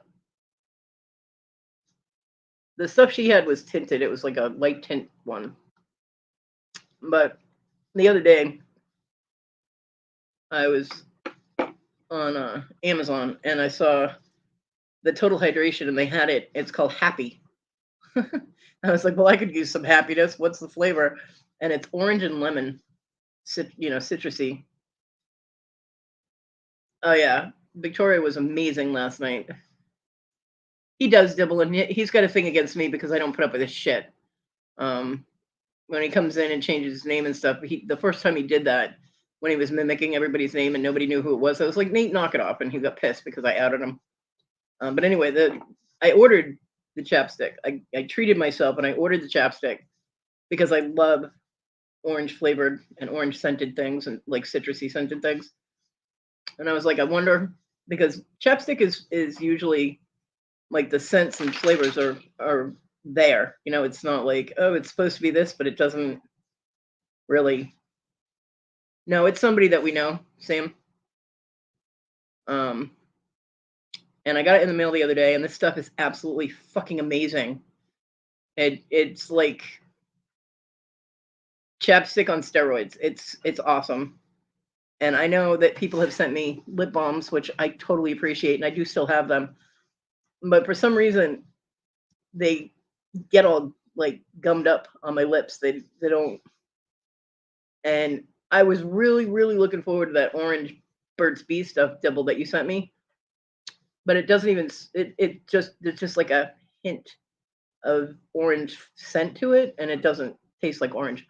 But I still use it. But this stuff is absolutely the bomb. And I told Victoria, I was like, you need to get the citrus one, and I will buy it all day long if I have the money for it, because this shit's expensive. I was like, do I really want to spend $6 on one stick of lip balm? And I was like, fuck it, it's Christmas. And so I did. Totally worth it. But Victoria sells hers for like $3.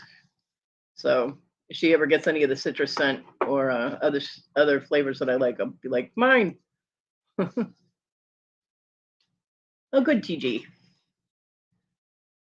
So,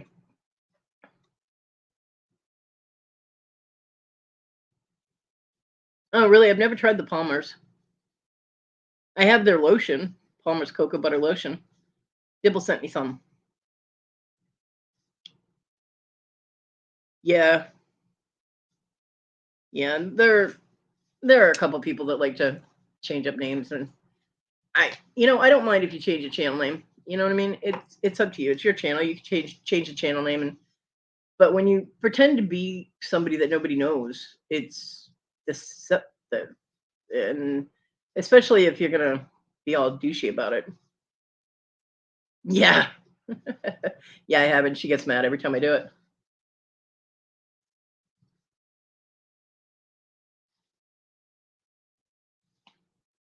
Yeah, but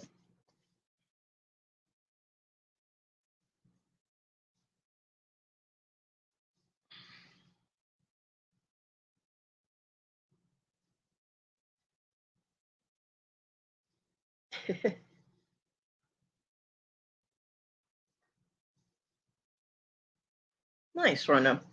Well, if I ever see any that I can grab, I will try it. Palmer's swivel stick.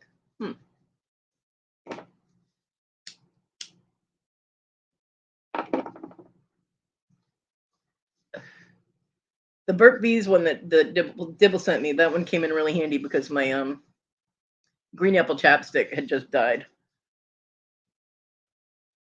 Yeah, see, a lot of people like Burt's Bees, and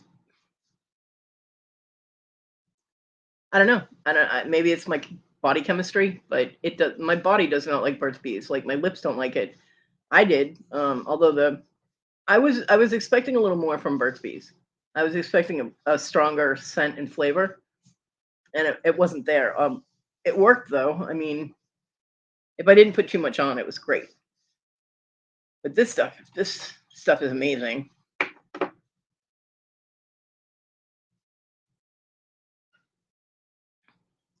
But I have my Burt's Bees for backup. I have another one for backup too that someone sent me.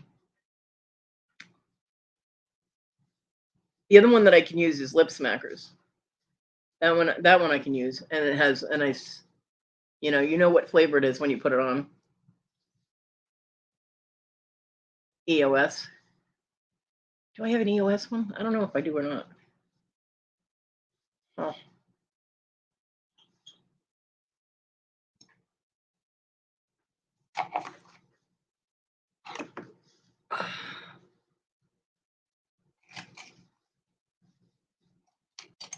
Hmm. Sorry, I was looking at my bulldog mug. I have an English bulldog mug on my table now because my pick your poison sugar skull cup that had the liquid in between the inside and the outside, like in a liner, hit the floor too many times and it cracked and flooded the inside of it with a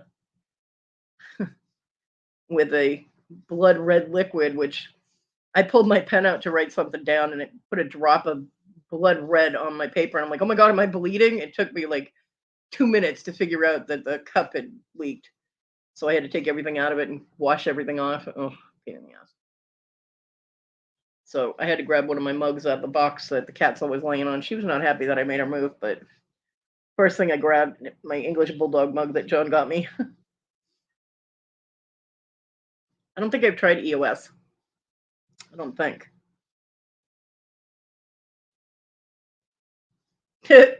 TG. So many comments, so little time.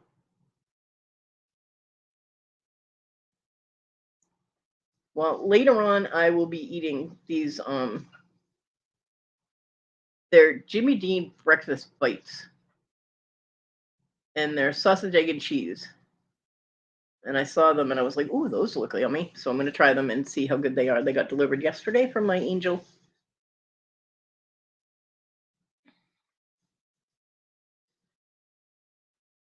Because I love Jimmy Dean sausage, egg, and cheese biscuits, and these are in little bites. So I was like, gonna try some of those. I almost went and got some at 4:30 this morning because I was so cold. I was like, I need to eat something warm and then dive under my blanket. Uh, my room did start warming up though after I unblocked the heater. Funny how that works. I unblocked the heater vent and all of a sudden my room starts warming up. I'm like,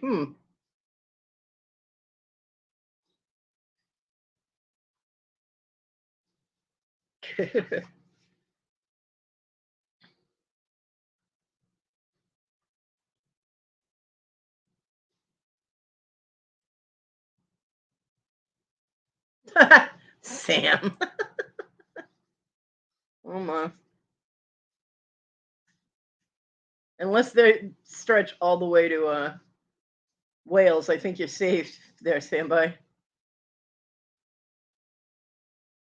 My heat is actually set at 70, but because my room is an enclosed space and I only have one heater vent um, accessible, the other one is covered with boxes and I can't even get to it um, because that's just what they did when they brought all the stuff in my room when I moved back into here. It does not warm up like it should, so it's always a little colder or a little hotter depending on the season in my room.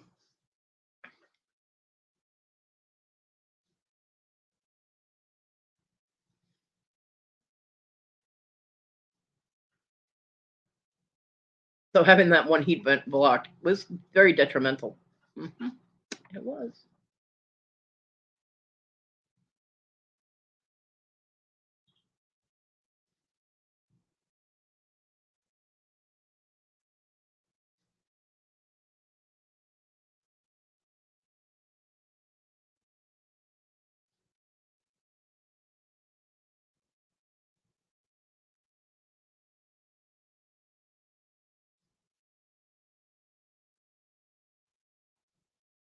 I'll tell you, my back is gonna be screaming at me later today. It's already hurting because of what I had to go through.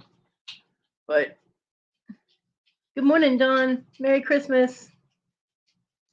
Um, yeah.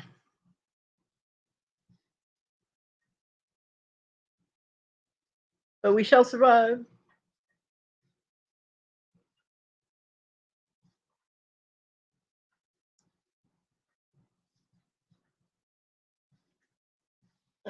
Simi just perked up looking out the window. Her boyfriend's out on the front porch in the house next door.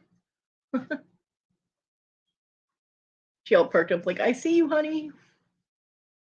Silly dog. They need to not leave him out too long. I feel bad for the dogs in this neighborhood that live out, well, dogs everywhere that live outside, man. It's way too cold for that shit. Too cold. Too cold.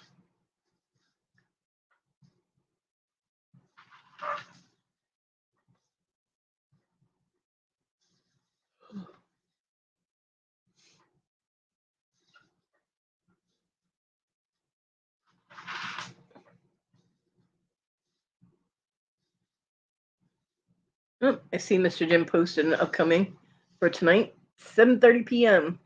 A night with friends and family. Sweet.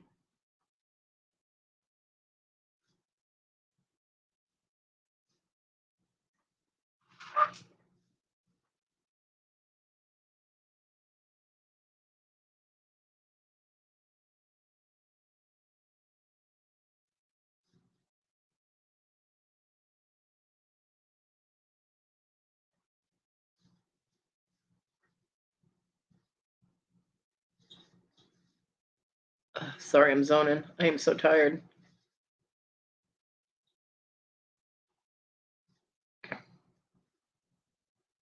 Doing okay, Dawn. Doing okay. A little cold, but a little cold, a little sore, but nice, Sam. Feels good, doesn't it?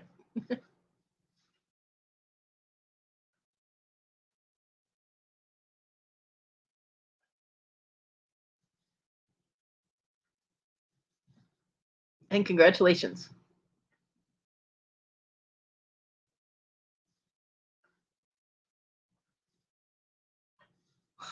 Dibble. Dibble, you have my address, right? I love chocolate chip cookies, especially if they're ooey gooey chewy.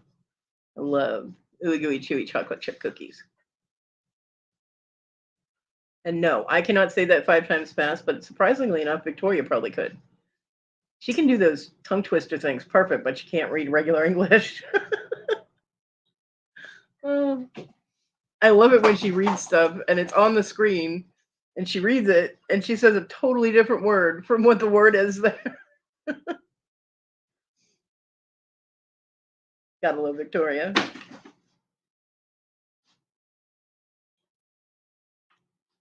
Dawn, it's 15 in South Carolina, where I am right now. Well, it was a few minutes ago. Let me check it. Oh, I'm sorry. It's 18. We went up 3 degrees. Ooh. It says 15-mile-an-hour winds. Yeah, it's just barely blowing there today. Like a bad date.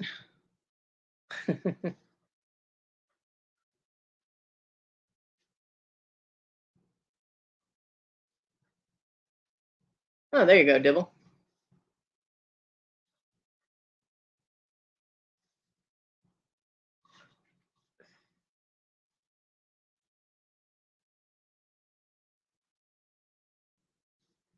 Yeah. I don't know what it really feels like outside because I'm not going outside, but I'll be freezing my ass off when I put the dog out.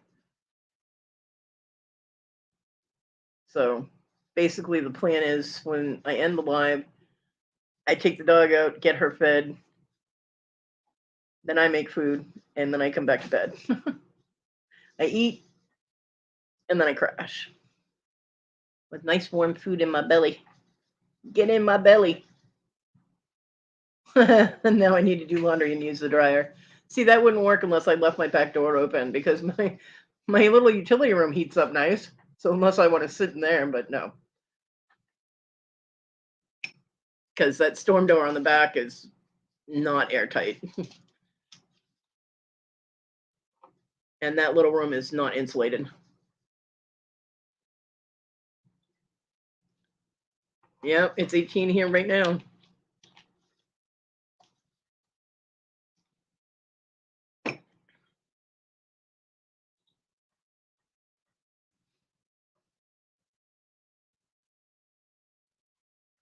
I don't know who gave Jack Frost the damn methamphetamines, but they need to not do that again because he went ballistic. Took out the whole country.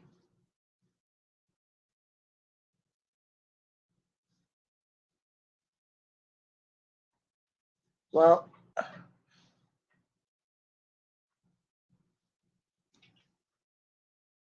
Don, considering what humans doing to the planet, wouldn't you be mad? You know? My heater has been continuously running, so I know that out there is not quite at 70 degrees, 71, 70 degrees, something like that. Because if it was, the heat would shut off. But it's trying. Morning, Susie. Merry Christmas. How's Tony doing?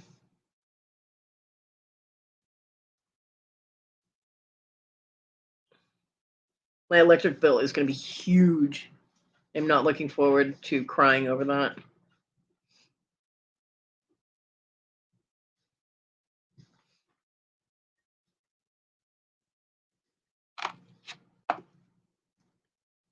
I know he is. That's why I asked how he was doing.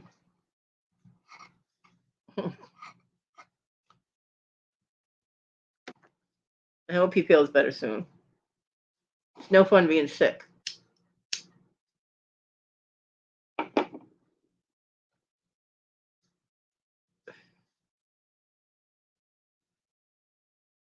He's cranky. Oh, well, all men get cranky when they get sick. I get cranky when I get sick. I'm horrible when I'm sick.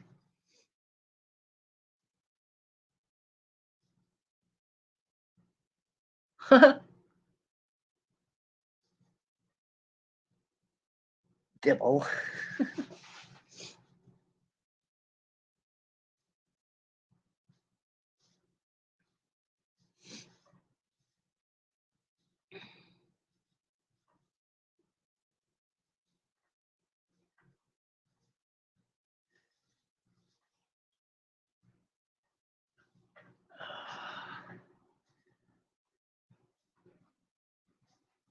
Yeah, Scarlet to the corner, right?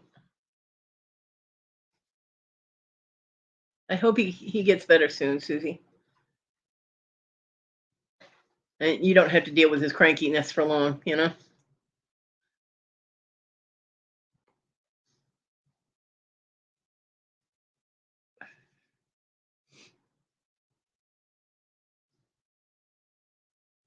Oh no, Donna, sad face. No sad faces. Sad faces are not allowed.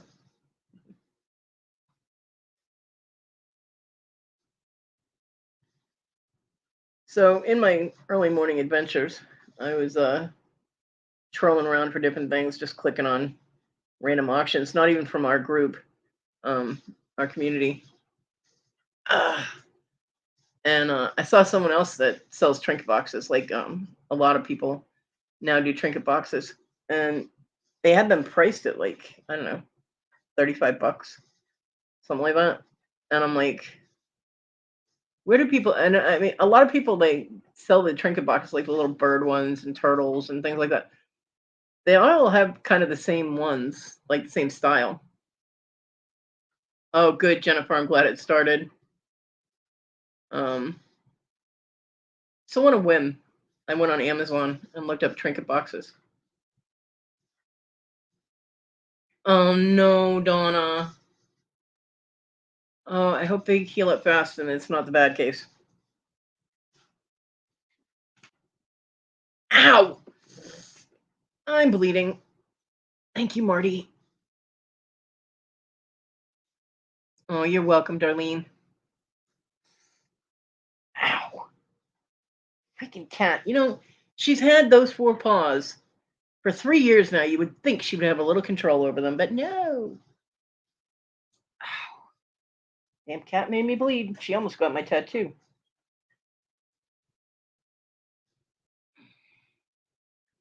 Yeah, I need stock and Band-Aids at this point.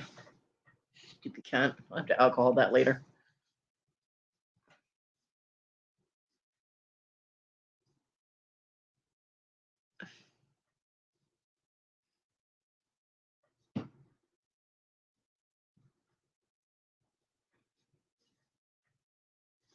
Well, I hope they don't get the really bad or the really long version, Donna, and that they heal up quick with not too many symptoms. Candles lit for him and his girlfriend.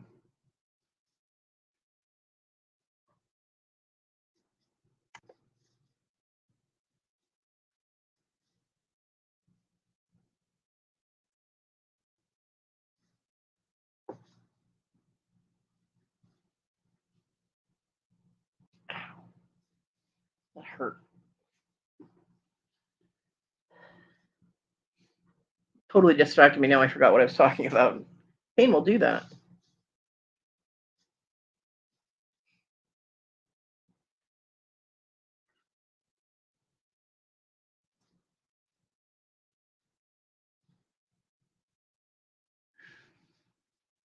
Oh, trinket boxes. So, on a whim, she took skin too. Damn it. On a whim, I went on Amazon and just did a search for trinket boxes, and I found the exact same trinket boxes that they were selling for like 35, 40 bucks for $10 and $15. I was like, wow, that is an amazing hike up if you're getting them off Amazon. You know what I mean? I'm like, holy crap. And Amazon has free shipping, I'm like, shit. So yeah. I found a bear trinket box. I was tempted. But I'm like, no, I have spoiled myself enough. I got my Disney Plus for the next month at least. And I might extend it through my birthday month too. I'm not sure yet. Um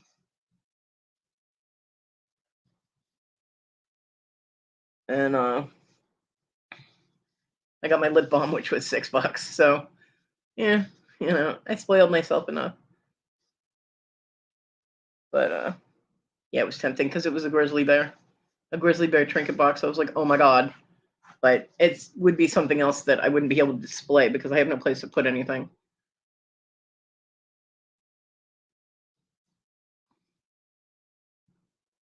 I can't put anything out in my room anywhere because cats.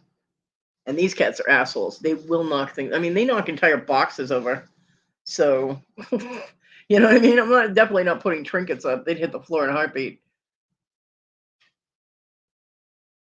Yeah, does anybody have an iPhone? Jennifer's looking for an iPhone. If you know anybody that's got one, let her know.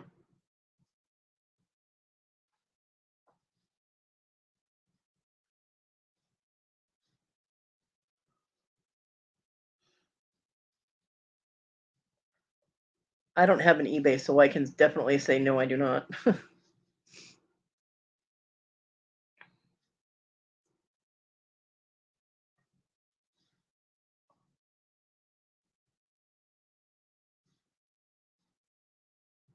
Aw, Dibble.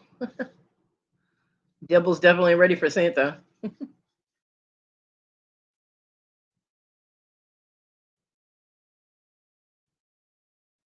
Yeah, I agree.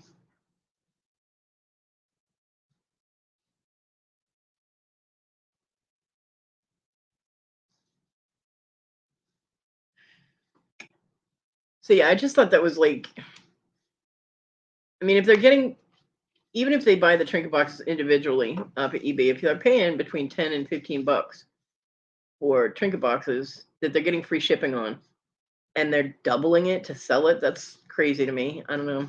But there were, you know, a ton of people that buy them, so I didn't stay there very long. I don't even know whose channel it was.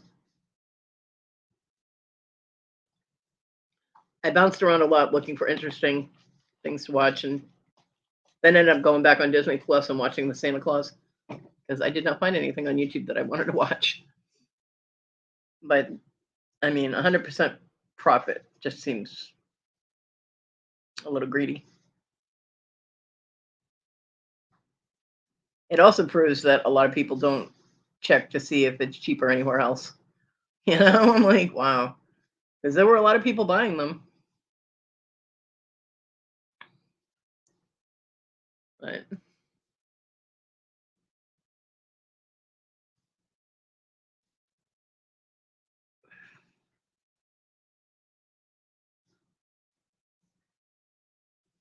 like they say, things are only worth what people will pay for them. People were paying it, so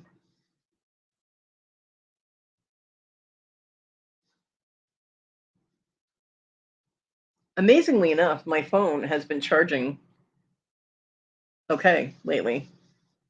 Not really sure what happened, but yeah, it's not taking like 10 hours, 24 hours to charge my phone. It's not doing that boop boop boop boop boop boop constantly. So just keep our fingers crossed. Hopefully, I didn't jinx myself. My other phone that I use for the alarm, because I use my old phone for the alarm because the new phone that I got, the alarms kind of suck on it. So I use my old phone for the alarm, which I tried to ignore this morning and I couldn't. Um, the cord, the coating on the cord at the plug-in point is separating. So it's only a matter of time before that cord dies, and I do not have another one. And it does not take the same cord as my Samsung. Well, the Samsung that I'm using now. So yeah, but what kind of cord was that you sent me? It was a C. I'm not sure what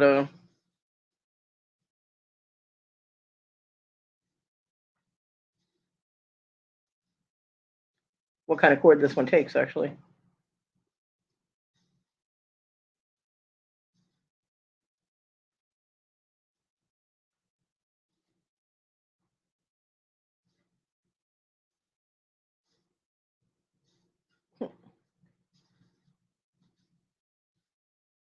And I can't remember where the hell to go to find that information. That's not what I wanted.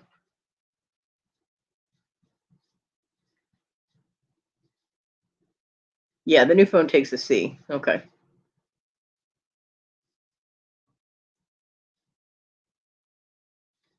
Look back, Dawn. Um, where the hell are the settings on this thing? Oh, wait. Oh, there they are. It's been so long since I've actually gone into this phone. Um,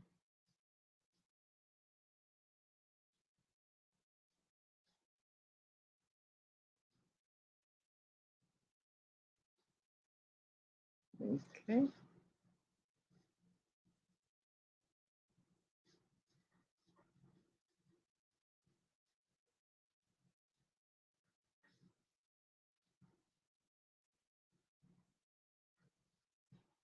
About phone. Yeah, this one is an LG. The old one's an LG Aristo 2. And that's about all I know.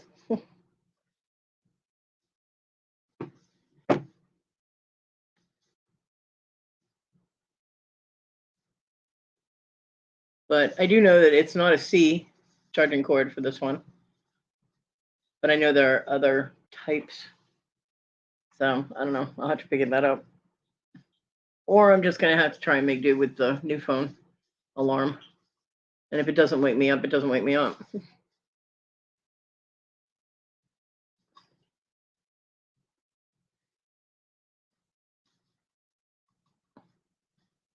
But the new phone's been charging fine for the past like 2 weeks. It hasn't been disconnecting, reconnecting, disconnecting when it's plugged in charging. And it has not been taking forever to charge. It's not charging as fast as it should, but it's not taking like 24 hours from 40%, taking 24 hours to charge to 100. So that's a good thing. Yeah. Yeah, I know.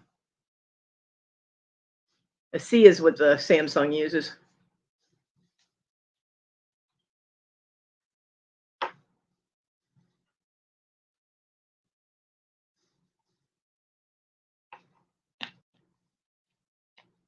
Ooh, Jennifer, that's not good.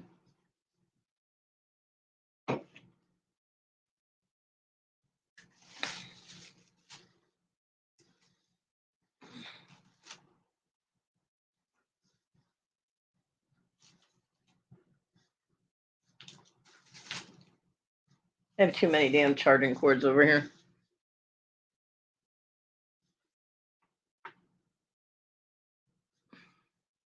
Yeah, this one has the USB end, and the other one is very small, and it has like the curved sides on it. Like the top part of the plug is smaller than the bottom, and the sides kind of angle down. So I don't know, but the plastic coating is completely separated from, well, not completely. And I'm not hard on my phone cords, so I don't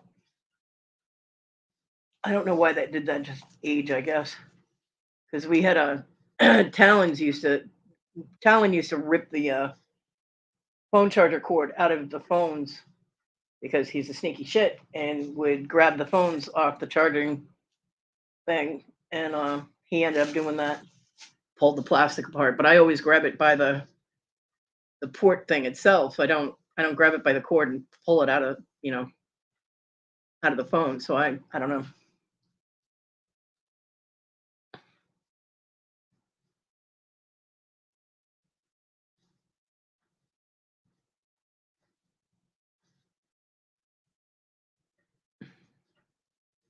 Yeah, I don't like to put a lot of apps on my phone. I'm weird that way.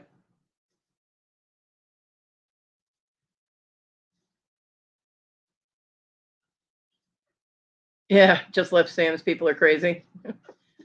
The delivery guy from Sam's was grumpy as hell yesterday, which I mean, I can understand having to go out in the cold, but if you don't want to go out in the cold like that, then don't work that day. But he didn't want to bring the stuff in. It was like 9 things. He didn't want to bring them into the house. I was like, could you bring those inside for me? I'd really appreciate it. And he's standing there with my door wide open, just looking at me like I'm gonna like axe murder him in my house or something. And I'm like, I promise I'm not gonna kidnap you. I said, and my dog is in my room, so she can't get to you either. And he's like, well, how far into the house do you want me to go? I'm like, for real, dude? I'm like, just there on the kitchen counter. It's not a big house. Hello. I'm like, So he did, but he walked in with a handful of stuff because, of course, Sam's doesn't give you bags. And apparently he's doing deliveries for, a grocery chain that doesn't give you bags and didn't think to put a box in the car. Um, and he just dumps all the stuff. I had to get over there and catch it before stuff fell off the counter. But yeah. And it's a good thing I moved everything out of the way, or he probably would have dropped my Pepsi on the floor. But I moved things over to the table, and once he went out to get the thing of Pepsi, he just slams it down on my counter. I'm like, thanks. My Pepsi's flat now, douche. But yeah. He was not the most pleasant or helpful of people, but he did do it, and I appreciate that. And you know, yeah, I don't get the top chat either. I don't know why they do that.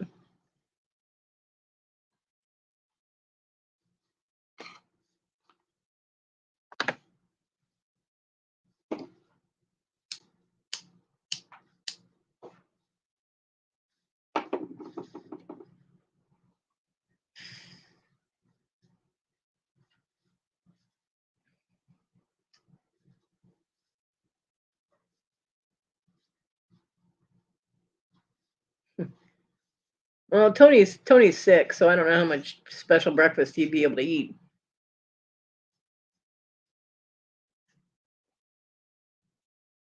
And if he's sick, he doesn't need to be going anywhere. So,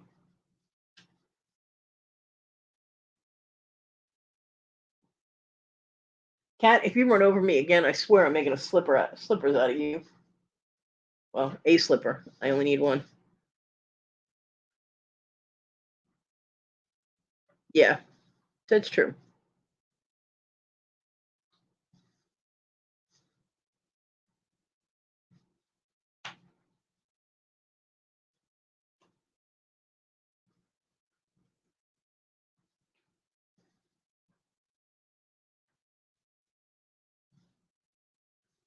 I mean, top chat is kind of pointless. Why even bother? You would think that during all of YouTube's quote unquote improvements that they would just take that out of there.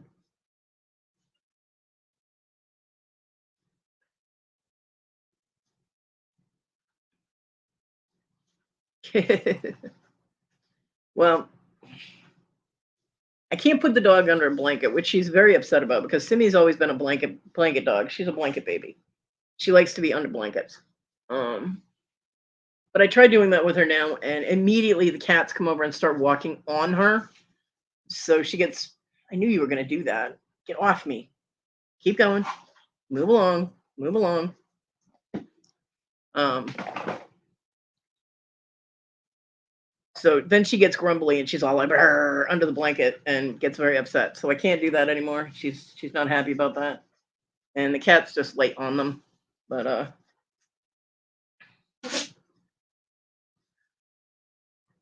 yeah.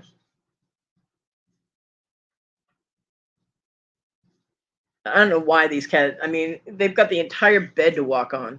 It's a queen size bed. They got the whole thing to walk on and they have to walk right across my legs. And if they're running, they have their claws out. So then I bleed. And the other day, Marty jumped off the box behind me that you always see her sitting on. Um, right there, that one. She was on that one, and she jumped off the bed and landed on my back. I was like, "Oh my god, what are you doing?" Luckily, she did not. It was like kind of like a deflective thing. She overshot is what she did because she's got that one blind eye. But luckily, she did not have claws out, which I am forever grateful for.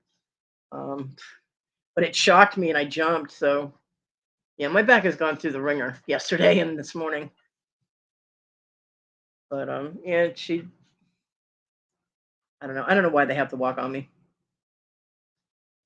Yeah, she I don't know. Cats are weird. Cats are assholes.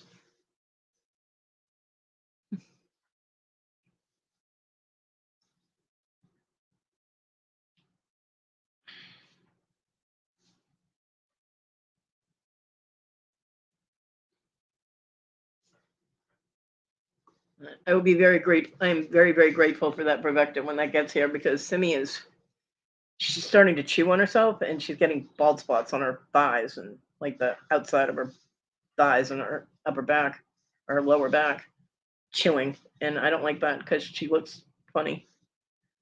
And I know it's not comfortable for her, you know what I mean? And it makes me feel bad. My poor baby. She just looked at me, wagged her tail, and rolled over on her back. I rub my belly. That's Simi's solution to everything. If you rub her belly, everything is fine.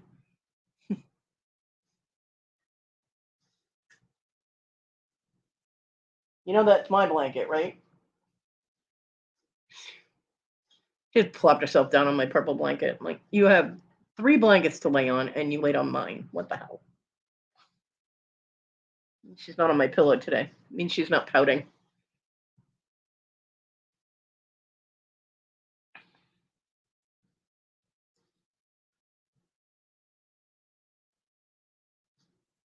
TG might have it. She said she just sent out her e-cards. So TG, send on the list.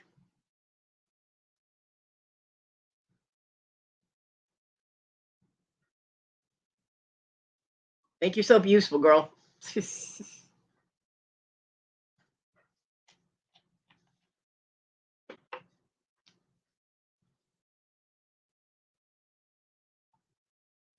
Oh no, Sam.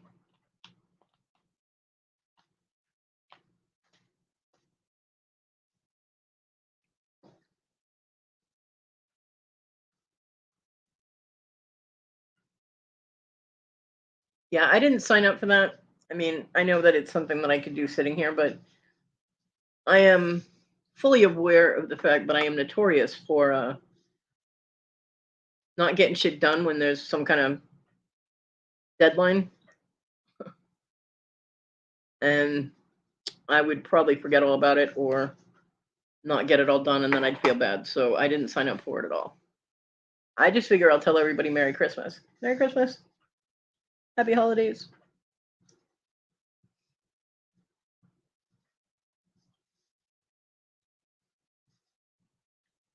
Happy holidays, Mr. Jim. I see you have a live scheduled for tonight. Are you doing just a hangout or are you selling cool stuff?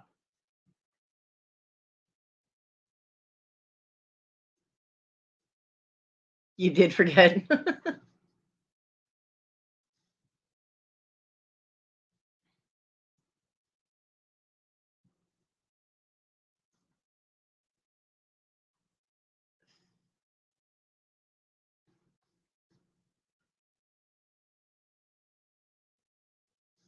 Because Mr. Jim's post on for his YouTube thing says a night with friends and family.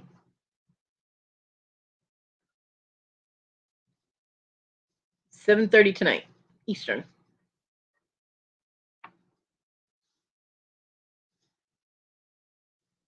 Very cool. I don't know what my sleep schedule is going to be like today because I actually hadn't slept since Wednesday. Um, it wasn't the arthritis stuff. It wasn't arthritis pain that was keeping me awake. It was the nerve pain. And even with the Flexmore and PM stuff, I couldn't fall asleep. It was driving me absolutely batty. So I hadn't slept until since Wednesday afternoon sometime. And I finally fell asleep at 6 o'clock this morning and woke up at 9. So I'm tired. But if I'm awake, I will pop in. There you go, Don. TG sent it to you. I love hanging out at Mr. Jim's. It's fun.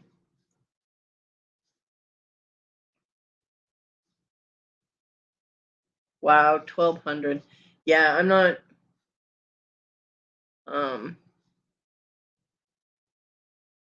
I don't know what's going on with my jewelry making. I haven't been able to make anything. My eyes have been acting up. My hands have been killing me. I'm getting very frustrated with not being able to. Oh, someone sent you a Terrence membership too. That's cool. So I don't know. I'm almost at the point where I'm going to sell my equipment because it's been so long that you know. I mean, I still want to do beading, and I could still probably do metal stamping, although it's hard when you can't see what you're doing. No. The gabapentin I have to go to my doctor for, and I can't get there. So yeah, they won't just re-up my script without seeing me. Why, I don't know, because I mean he could do that in a video conference and he won't do it. He also wants me to get blood work. I can't get to the lab to do that. So I mean, seeing me physically has nothing to do with hello, my hands hurt. It's nerve pain. What are you going to look at? You know what I mean? But the doctor I have now is a dick anyway. He was a dick when John had him, and I didn't like him. I was ready to go in and break his arm because he told John that he would just have to deal with the pain. He didn't want to give John any pain meds or anything when he started having problems walking, and his legs hurt so bad.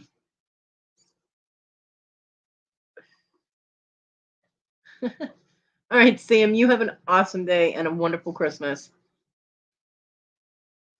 Merry Christmas, Lori. So, yeah, that's.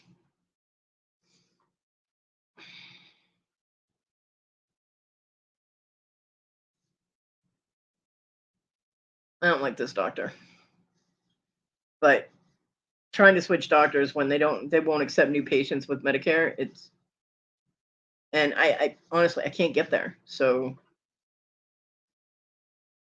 bye, Dawn. Merry Christmas. Okay, Sam. Um, yeah. So, and I don't know what's up with my eye.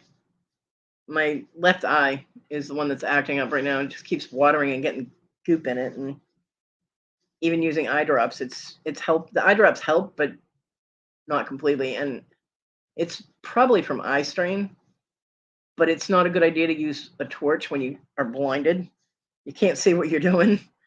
And metal stamping, you have to be able to line stuff up and see what you're stamping. So I don't know. I'm very frustrated not being able to do what I want to do in that aspect. And I probably got over the past 6 or 7 years, I probably accumulated like $5,000 worth of shit out there, tools and metals and stones and all that stuff. So I'm very frustrated.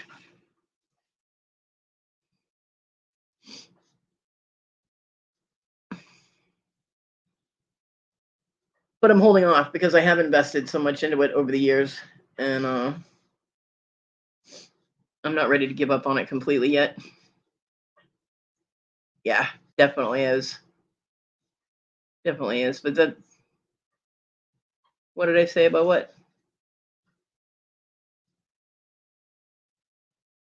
You're looking for gloves?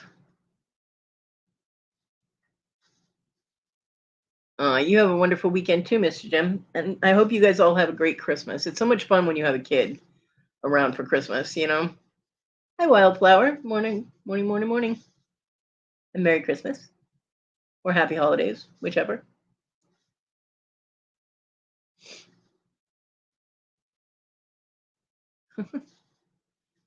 Yeah. Why are you looking for gloves, Dibble? Your hands cold?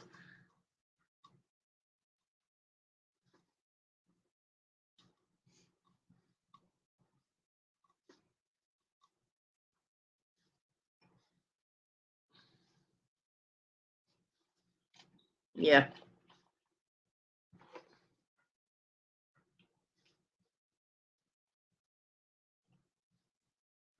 Unfortunately, the gloves I wear don't do much for keeping my hands warm.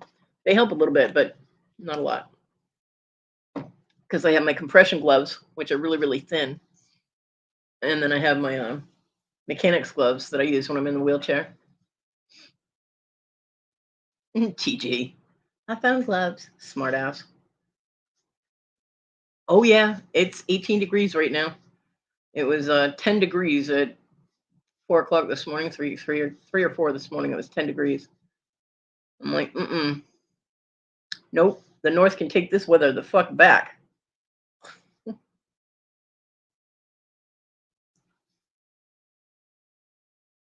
TG. There goes TG talking shit again. Yeah, I hope it doesn't last too. I can't afford it. My damn electric bill is going to make me cry as it is. I mean, just from the normal colder weather, switching over from not having to have the heat on or the AC on or whatever, that 1 month that I didn't have to turn the heat or AC on it practically at all, my bill went down to like $75 or something like that, 70 or $80, and then the cold happened and I had to turn the heat on, and my bill jumped by $30. I was like, So I am not looking forward to crying over that bill.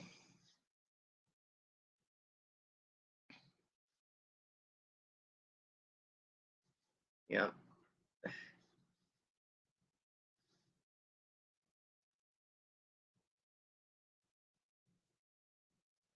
And my house isn't really winterized either. It's a really old mill house and it's drafty. It's not as bad as the other house that my son and I were living in, but it is drafty. And so yeah.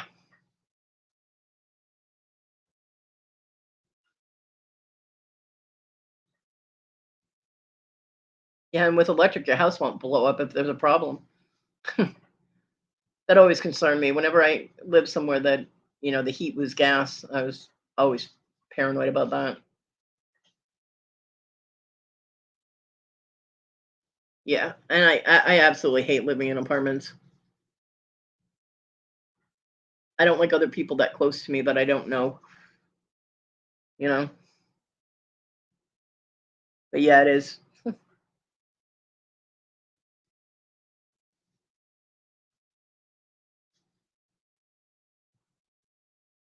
When I lived in Massachusetts, the last place I lived at, we had gas heat, and that big damn heater in the middle of my living room. My kids were real small. I was always paranoid that they were going to touch it and burn themselves, and the room wasn't big enough to put a barrier that would block them from doing that. So I was always like, they didn't, they never touched it. Um, but I was very paranoid about that because kids, they want to touch everything. You know what I mean? And those things get really hot. So and it was huge. It was like it's what was it, like 2.5 feet tall off the floor, and then like 3 feet wide. I mean, the thing was gigantic. It took up like a quarter of my living room. So, and of course, like right in the middle of one of the walls. So I'm like, really? I mean, it did heat up the whole house, but I was always very paranoid that my poor kids were going to burn themselves on it. Yeah, it does. It makes it so much worse. The arthritis in my hands. I actually got this stuff that works pretty well. I got it from Victoria. It's Highlands Flexmore PM. Now the PM part hasn't been working for me in the last few days, but the Flex part, it's for arthritis pain. And it's actually been working pretty well for my hands. Which is where because my hands are double whammied. I have the neuropathy in my hands, and then I have arthritis in my hands. So when they both act up, I'm like, kill me now. But that's I live on Tylenol, way too much Tylenol. My liver and kidneys hate me. But this stuff works better, and I don't have to take as much of it, so that's a good thing. Quit chewing on yourself, Baldy. So yeah, I actually messaged her and said, "Do you have any more of that stuff?" Mine. So yeah, but my nose was driving me crazy early this morning because it was so cold in my room that my nose was running and it was cold, and I was just like, "Oh my god, what's going on?" Yeah. For anybody that didn't hear it, there was a very large cardboard box filled with stuff on top of my heater vent, and I have no idea how it got there. Because I have not had issues with my room being this, that cold. And I was gonna go and turn my heat up and be like, to hell with the bill. It's too cold in my room for me to deal with. And I was like, you know what? I'm gonna check the vent in case the cats knock something over it. So I had to belly crawl and pull myself across the bed because I can't do it on my knees. I have arthritis in my knees, so I can't actually crawl. No comments about my knees, Scarlett. So I had to haul my fat ass across the bed. And I look, and there's this like 24-inch by 24-inch cardboard box on top of the vent. And I'm like, how the hell did that get there? And I tried to lift it, and now I had no leverage. I'm laying on my side. There's no room there even now. The bed has, because of having to transfer back and forth, the bed has actually moved 2 feet towards the wall. So there is no space for me to even put my good foot down on the floor to use for leverage. So I'm laying on my side, one-handed, trying to lift a box that probably weighed about 30 pounds. Yeah, it wasn't working. I was like, this is not happening to me right now. 3:30 in the morning. And so I actually had to grab a couple of other empty boxes. Hey, Carol. Merry Christmas or Happy Holidays, right? Whichever you prefer. And empty the box before I could move it. I was not a happy camper this morning. Neither is my back, but I did get it moved. And then there was two big, the 30-gallon garbage bags, the big black ones. There was two of those that were all folded up. So I know that I folded them up. But they were under the box. And I'm like, where is all this stuff coming from? So I had to move those. Now my vent is clear, and the warm air started coming in. And the cats immediately ran over to the boxes stacked on either side of the heater. And we're like, oh, warm air. Yeah. So the cats are happy now. And my room is now warmer. It's still cold. It's chilly. It's not cold, but yeah, it's chilly. But my nose is warm now, so I guess I'm good. And it's not running like it was. But yeah, it was like my life. You know what I mean? I'm like, why does this shit always happen to me? But and I found a whole bunch of crafting stuff that I forgot I had. And they're like, I guess at some point I was gonna paint things because they're wood, like that you get at like Hobby Lobby or Michael's. I have picture frames. I have a jewelry box, and some ironically Christmas ornaments. I'm like, oh, those would have come in handy a little while back. I don't have any paint, but I have these. I think I had paint at some point. Well, I do have some paint. Yeah, so I have all these little crafting things. I don't know where my paintbrushes are, but I have all these little crafting things. I'm like, huh, look, I got more shit I can sell. At some point, I was going to do projects with them, but I mean, that was probably like 15 years ago. They've been just packed away. I found them. Like, good lord. No, she's in New York.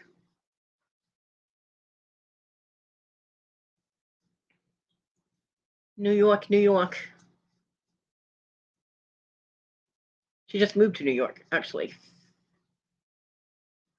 from Massachusetts. She's a masshole.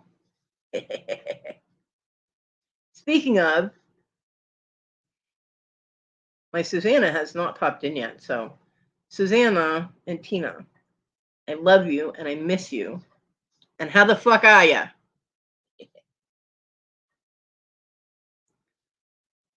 And to Kathy, I hope you're feeling better. I know that you're having coughing issues. So I hope that you're feeling better. I miss you too. And I love you.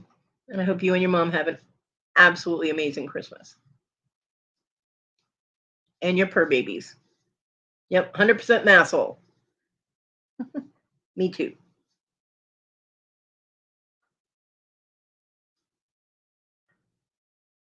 And don't park your car in Harvard Yard because you get a fucking ticket. All right? It's not allowed.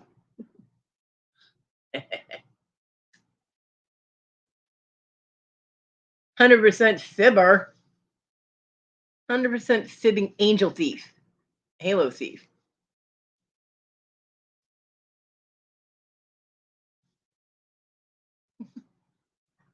TG, tomorrow's Christmas. No lying. Cut it out.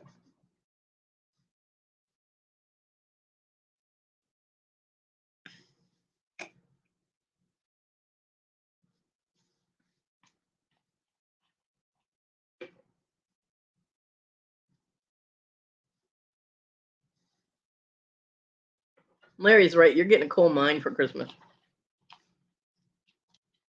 They can't fit all that coal in one stocking. They got to do the whole mine for you.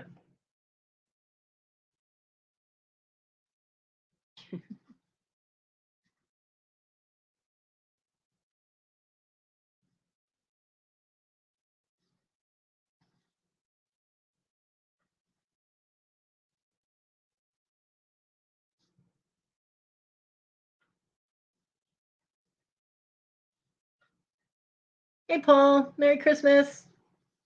I hope you guys have a great Christmas. Welcome back, Dibble.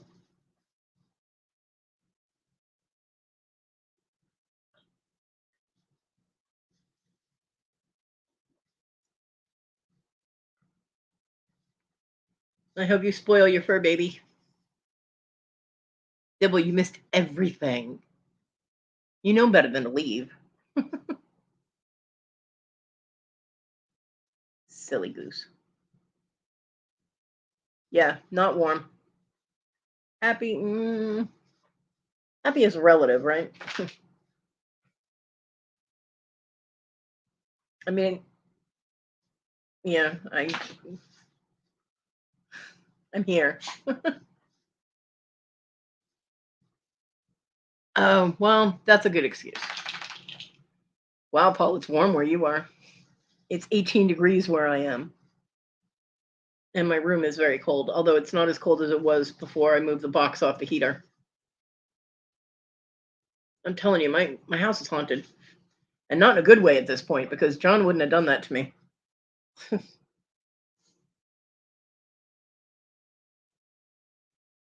Aw.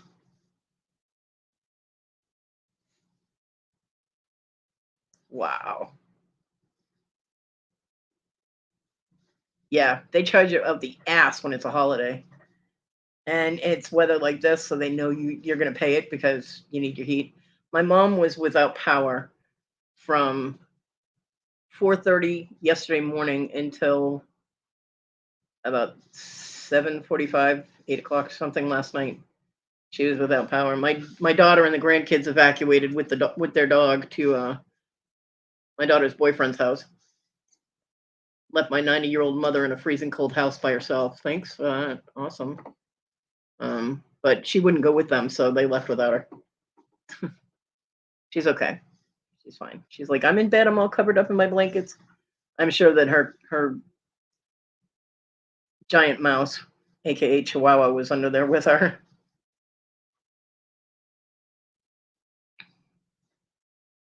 But she should be happy today because now she can bake her pies. She was very upset about not being able to bake her pies for Christmas dinner. I was like, well, if your power doesn't come back on, you're not gonna have Christmas dinner either.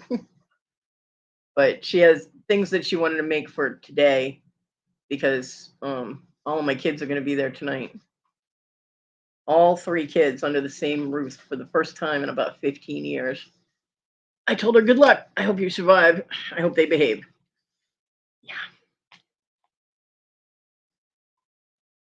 Yeah. Don't make her leave YouTube, Darlene.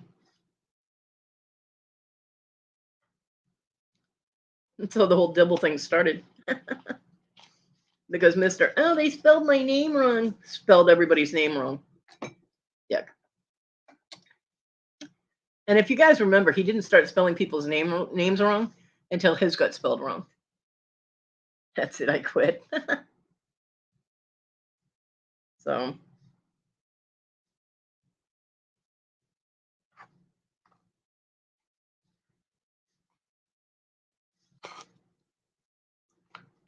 I noticed he's been doing that whole, check your Instagram. Did you see your Instagram? How come you haven't looked at your Instagram to people when they're in the middle of auctions or they're talking or whatever? I'm like, go away.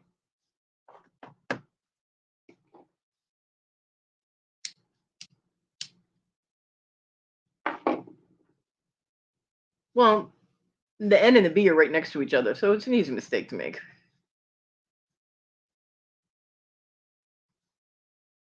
Dibble, on the other hand, you had to do that on purpose. One, it's not a word spell check would come up with. And the I and the E are nowhere near each other on a keyboard, so you can't tell me that was an accident. Like I said, he's full of shit. But anyway. Wow. 2 hours and 33 minutes. It's a long live. Haven't done one this long in quite some time. Because I was on free StreamYard and couldn't. Yep, he gave Debbie a nickname. Oh, Dibble. Hi, Sally. Haha, TG. No, it wasn't. Fibber.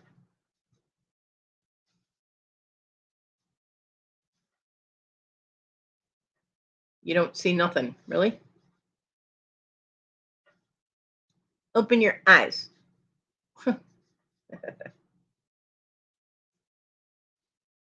Well, I know Sally from Ella's auction, so Sally gets a wrench. There you go. Now, to do the public disclaimer, because you're new, there's a lot of cussing on this channel because I don't give a fuck if people don't like it. We do talk about everything and anything. TG can get out of control. So just to let you know. Pretty much no subject is off topic. I will not put up with hate speech, which I'm sure you wouldn't do. Or attacking people unless they have absolutely done something to deserve it, like tyrannical. Or Jeffrey. So we just try and behave as well as possible, but not worry too much about it. Basically, if you're a dick, I'll boot you. There you go. Because that should be everybody's life policy. Don't be a dick. You know what I mean?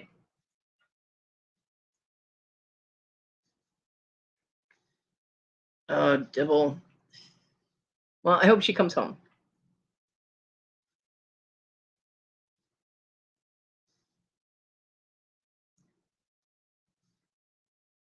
Yes. Well, I haven't done that in a while either. TG's gotten away with it a few times. She thinks I didn't see it, but I do. Because for a while that became like a thing. Everybody was like, "Hey, let's go get timed out in Cody's chat." Yeah, you assholes. I ended up with almost nobody in my chat one day because everybody got timed out. uh, yeah, it was almost became a drinking game. Take a drink every time Cody times somebody out. Everybody would have had alcohol poisoning in 20 minutes. But everybody's welcome. And don't get me wrong, if people act up, I'll tell them, don't be a dick. Stop being a dick or you're out of here. They only get one chance. Unless they put in something completely outrageous that I'm like, oh, not in here, you don't. And then it's see you later, bye.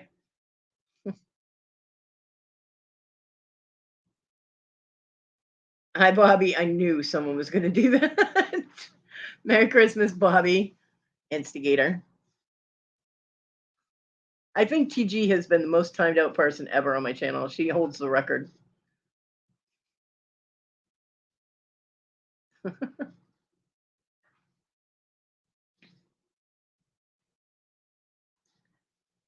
Hell, TG's been timed out before my show even started. I'll like pop my chat out, and TG's already put banana poops in there, so I time her out before I even go live.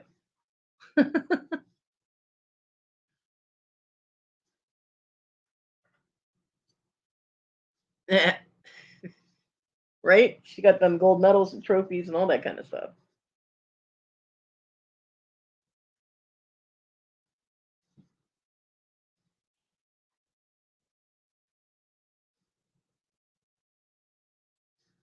So I'll probably go another 20 minutes, and then I gotta take care of the dog and get me something to eat, and then go to bed. I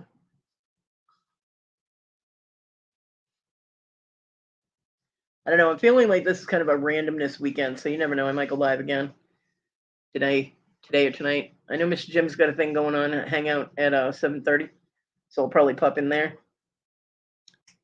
Who knows? I could end up going live at 2 o'clock in the morning. I don't know.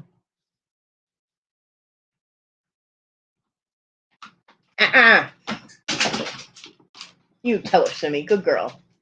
Simi just jumped off my bed and grabbed the cat by the foot because Marty started clawing up my wheelchair arm. Good girl, Simi. Good girl. You tell that kitty, stop it. And the cat's like, what the hell just happened? This cat has shredded. I've had to duct tape my wheelchair arms like 4 times. The cat keeps shredding them. She's got my duct tape all shredded now. Damn, cat, you are a bitch. I need to get my room cleared out and get that cat tree in here so she can stop clawing up my stuff.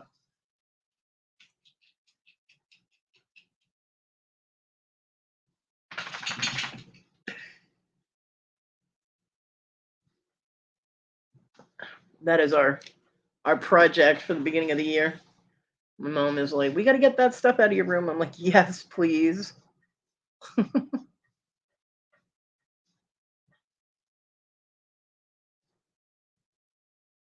I'm actually going to set up a workstation when we get all the boxes out of my room, and I'm able to turn my bed, because right now it kind of sits in the middle of the room surrounded by boxes. Live in a storage unit, man. When I can turn it the other way, I do still have some of the drawers, the plastic drawer towers with a crap ton of beads in them. I might set up my beading stuff in here so that I can do projects. I'll have to get another little table because the craft table I have, the little folding one, is what my laptop sits on. So there's no room on it for doing anything. But Debbie sent me a diamond painting, which I've never done diamond art before, and I don't have any space to do it. So I want to set up another table, and that way I can have my laptop on one and my because I can't put my laptop on my bed. The cats will walk on it, and they already killed my other laptop. So yeah, cats are not allowed on my laptop at all. Cats aren't even allowed to look at my laptop.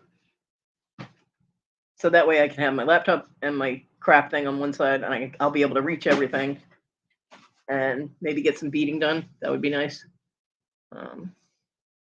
And I won't have to sit in the wheelchair to do it because I can only sit in that wheelchair for a little while.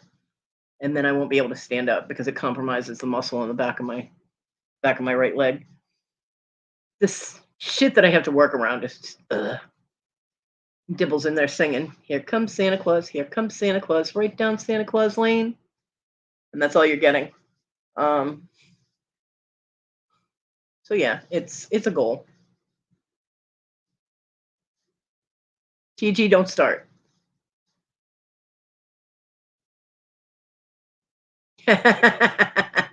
That's because thieves don't get presents. Fibbing Halo thieves do not get presents.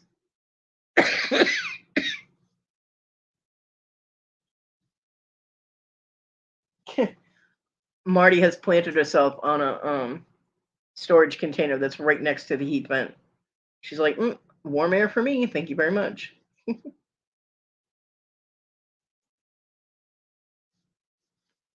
Yeah, I'm not Victoria. I can't sing like that.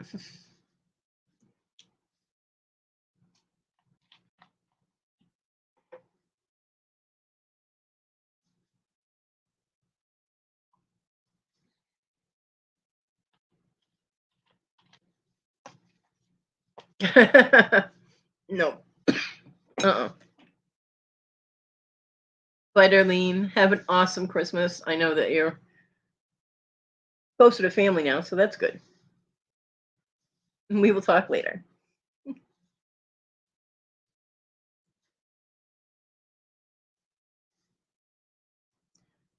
Bobby, one of my favorite old Christmas movies I absolutely love is Miracle on 34th Street, the original one with Natalie Wood in it.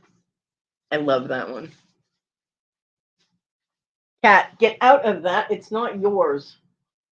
I did not put all that in there for you to fuck with. Ugh, this cat. Go back and sit on the box and be warm. No, she should not. Mm-mm. She can't do it for just talking. I don't want to hear what would happen if she sang with it.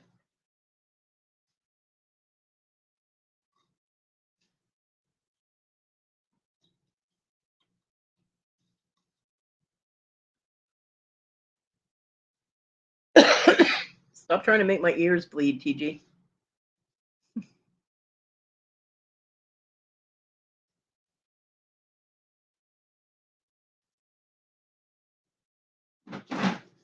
Yeah. You know what I love about Miracle on 34th Street is that the post office confirmed that Chris was actually Santa by delivering all that mail. I thought that was awesome. I'm like, ha! Take that. That was very cool.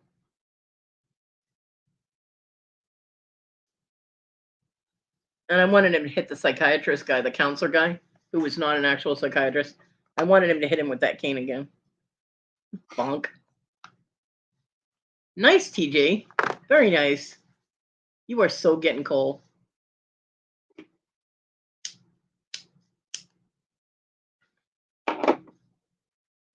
My chimney is actually all bricked in.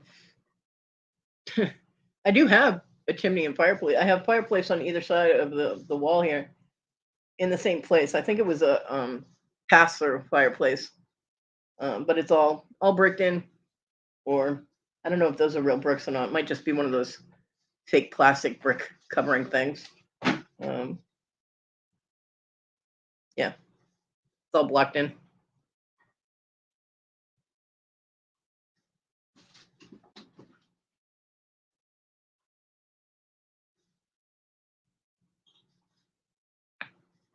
Right, Bobby? It's like, what the hell? TG being salty. All those nuts she was eating.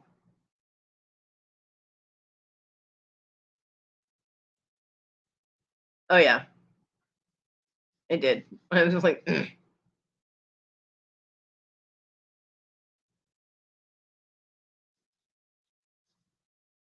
I like watching older movies sometimes because it puts you, it lets you know the frame of mind people were in back when it happened, because movies reflect the culture of the times that they're made, right? So in realistic type of movies where it's like not like Star Wars or something that happens in outer space, but things like that happen in like New York, with an actual event, the Macy's Day Parade, and it makes you realize how people thought about stuff.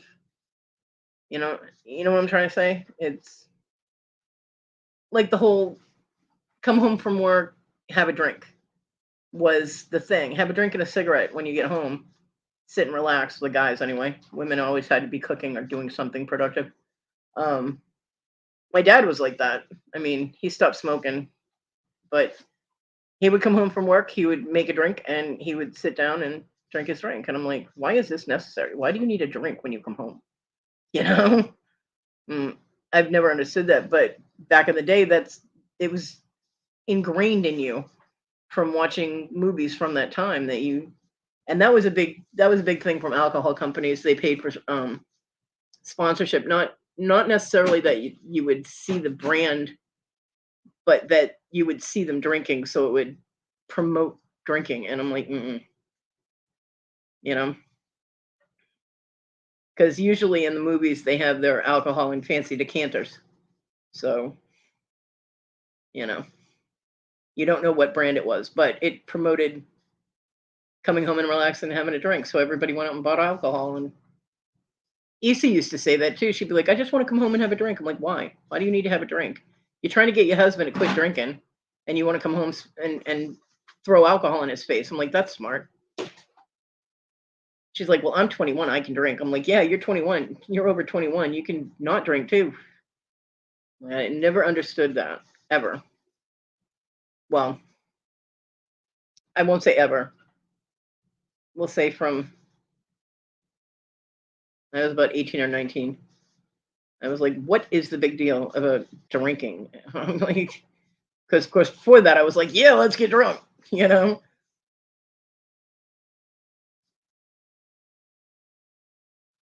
And then I got pregnant, so life without alcohol, and I was like, wow, you can actually function without any booze in your life at all. Imagine that. Not to say that I did not get, three sheets to the wind occasionally, but I haven't actually had booze in about 6 or 7 years now. And I joke around about it. Please send me alcohol, but I probably would not drink it just sitting here by myself. I'm a social drinker. I see absolutely no point in drinking alcohol when you're by yourself. I mean, true, there's no witnesses to your stupidity, but still, yeah. Right, TG? Back in the day, when the whole Santa Claus thing and the coal in the stocking thing started, coal would have actually been looked at as more favorable to gifts because it was a source of heat. It was fuel. So I never really understood that. I mean, yeah, kids aren't going to care about that, but the parents would. And I never got. If you're bad, you'll get coal, and the kid goes off and punches someone in the face so his house can get heated. You know.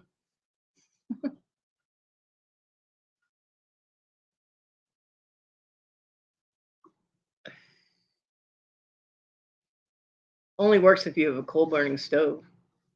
We had one for a while when I was a kid, and my mom hated that thing. She hated it because coal dust got everywhere, and she was constantly cleaning. And my dad was like, "Well, it's a more efficient way of heating the house, and it doesn't cost as much as heating oil." And she's like, "Well, then you clean the house." So he switched over and did wood burning instead, which of course got soot everywhere. Mm. And ashes whenever he cleaned it out. My mom used to, whenever my dad went to clean the stove out, my mom would walk into the room with the vacuum cleaner and put it right next to him and go, clean up after yourself. And he did. But yeah, we had one down in the basement and we had one in the living room.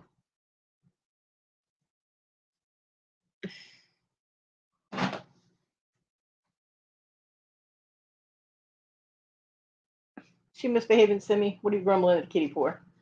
What are you wagging your tail at me for? Because I have acknowledged your presence? Silly dog. Silly dog. Watch what you're stepping on. You've had those feet for 10 years. You should have control over them by now. Yeah, there are a lot of old-timey things that just don't really make sense. But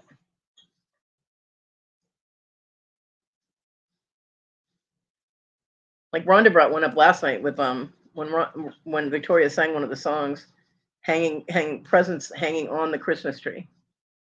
Irene, Merry Christmas, honey. I hope you guys have a great Christmas. And I actually looked it up.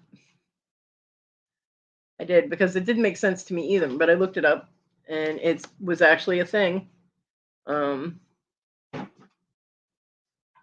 I'll read it to you. According to Google, in the 1800s, Victorian ladies' magazines promoted hanging presents on a Christmas fir tree and illustrated examples of tree trimming activities such as interwoven ribbons to hold gifts like dolls, toy horses, and little wagons on the tree itself.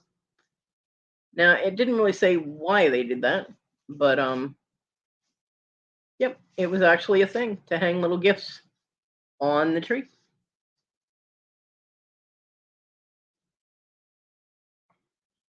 Now, with my family, what we did is we would put our Christmas cards in the tree branches. So, like when you came down for Christmas morning, or like over at my grandmother's house, as soon as we got there, we handed off the cards to my aunt, and she would stick them in the tree. You know, so me as the youngest child, in the house at the time, because my cousins were all teenagers when I was like 5. My job was to go and try and find all the cards and heifer, cat, box, crash. My job was to hunt down all the cards on the tree, and she would get sneaky. She'd put them behind the tree, like in the back, and up too high for me to reach. Yeah, my aunt was. Anyway, and then I would get to pass them out to everybody. Yep, that was our thing.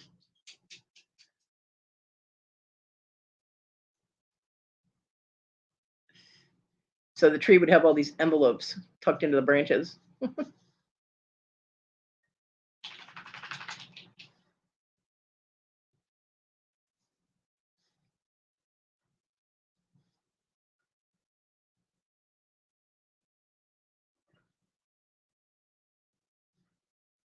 Yeah, I have great memories from holidays and stuff. When my grandmother passed away, family holidays changed because my grandfather was already gone. My aunt and uncle really didn't. My aunt was not the best cook. Um, I remember one Thanksgiving she brought eggplant lasagna to Thanksgiving dinner, and it was absolutely horrible. And I was like, "Why are we having lasagna on Thanksgiving?" She's not Italian, so I don't know what that was all about, but um, because we would have Christmas morning at our house, and as a child, getting to rip open all my presents, and then we would have always had a cheese Danish, one of the Entman's cheese Danishes, and hot chocolate for me, coffee for the parents, and then I had to get to play with little this and that's. Nothing that had to be assembled because my dad was having none of that Christmas morning. But anything that didn't need assembly, I could play with or use or whatever. And then around noon, we'd head to my grandmother's house, and we had Christmas dinner at my grandmother's house, and then got to open presents with all the family there. So it was fun, good times. The most vivid memory that I have was when I was 9. My grandfather had made all of his kids grandfather clocks. I mean, like it was a kit, but he had to assemble it and do the wood staining and painting and everything on them. And when he gave my mom hers, now I was 9, so I really wasn't comprehending the emotional issue. She just started crying. She was just, I mean, these are, grandfather clocks. They were huge, and they each had a little metal plate inside saying to, which of his kids it was, and then, love dad. And my mom just busted out crying, and I was so upset that my mom was crying. I'm like, "Mom, it's okay." So that's my most vivid memory of any Christmas, was when my grandfather gave all his kids grandfather clocks for Christmas. Yeah. My mom still has that clock. But as a kid, I thought my mom was upset because, for a child, tears meant you were hurt or something was wrong. So that's a damn chicken, not a cuckoo. TG, you bird brain. So I have a lot of happy memories from when I was a kid at my grandmother's house. I spent a lot of time at my grandmother's house because both my parents worked. So I went to a private school until the third grade. Um, and No, through the third grade. Fourth grade, I started public school. But my mom would drop me off at school, and my grandmother would pick me up because my mom was still working. And then I'd spend, a couple hours at my grandmother's house like every day of the week. And for some reason, I ended up there on weekends sometimes too. I think my parents just wanted to get rid of me. But there was a girl that lived next door to my grandmother, and I call her my cousin. She's not really related, but she spent so much time with me and at my grandmother's house that she started calling my grandmother Nana. So her name was Heidi, and I actually found her on Facebook, and I tried to contact her, but she hadn't been on her Facebook in like a year, so she's never gotten back to me, which is sad because she went pagan too. I found that out when my grandfather died, or my dad, one of them. I don't know. Somebody in my family had died, and at the at the wake, she showed up, and she wearing a cloak and pagan garb and stuff, and I was like, oh, hello. I was like, did you go pagan? And she's like, oh yeah, da da da da. I was like, so it was just weird that we had been separated for quite a few years at that point, and we both went in the same direction as we grew up. I was like, cool. But we used to collect beads together, even at that young of an age. Anytime we went to craft fairs or just randomly found beads somewhere, we had these trays, those storage containers with the little compartments in them, and we collected so many unusual. I had so many vintage beads. My dad sold them all at a yard sale. But yeah, a lot of happy memories hanging out with her, like when she got stung by a bee on the lip. um Ooh, biscuit donut's nice. I'm not singing nothing, Jennifer.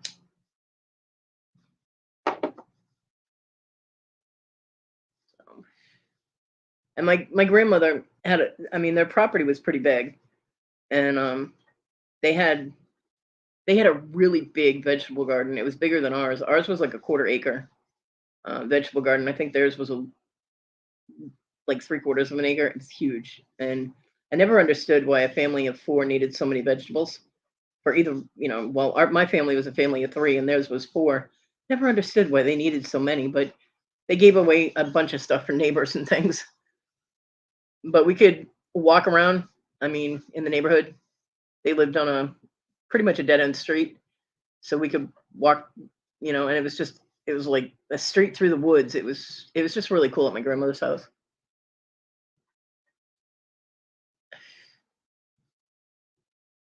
And then during the summer, when there was no school, and of course I was at camp, my mom would drop me off at camp, and then my grandmother would pick me up, and it was the same pattern.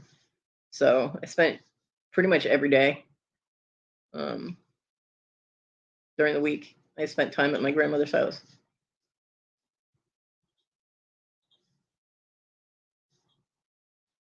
So a lot of good memories. My grandmother actually came back and saw my son after she passed. Um, she passed away 3 weeks after my son was born, and she hadn't seen him. She had never met him. She had given me a gift at baby shower, but she had never gone to actually meet her last great grandchild. And I was in my kitchen. My son was about 9 months old. I'm in my kitchen, and I hear him babbling, and I'm like, "What is he babbling at?" And I walk around. He was in the playpen. I walk around the corner, kind of look through the doorway, and he's standing up, holding onto the edge of his crib, and he's looking upward like he was looking at somebody, and he says, like he's talking to somebody, and I'm like, okay. And as soon as I walked into the room, I could smell my grandmother's house. My grandmother's house was very distinctive. She always wore White Shoulders perfume, and she always used Charmin toilet paper. And that Charmin toilet paper, I don't know if it still does because I don't use it, but it used to have a very distinct smell to it. So the combination of the two was my grandmother's house. So I walk into my living room and I smelled my grandmother's house. My son's just babbling away, and then he'd pause like he was listening, and then he'd babble away. And I'm like, I love you, you know. And it lasted for about 10 minutes, and then the smell just disappeared. And he sat down and started playing with toys. So she she came to see her great grandchild, and yeah, I smelled toilet paper. I know it sounds weird, but Charmin toilet paper, I don't, like I said, I don't know if it still does. But Charmin toilet paper had a very distinct odor to it. It wasn't a bad smell. It was just from the products they used when they made it, and that and the white shoulders combination. I know it sounds really weird. I'm very scent associated. Like a lot of people have songs that remind them of things or places or things like that. I'm a location person. If you fuck up a location that, I hold sacred, like, my property, and you're cheating on me with somebody and fucking them on my property when you're supposed to be with me, yeah, that ruins the property for me. Thanks, John. But I smell things like lilacs. Lilacs remind me of my house because I had a lilac bush right under my window. So, during the spring and summer, my whole room would smell like lilacs. So I just, different smells remind me. I mean, your scent faculties are one of the strongest senses you have. And a lot of people have scent memory, and I'm one of them. So yeah, smelled like my grandmother's house.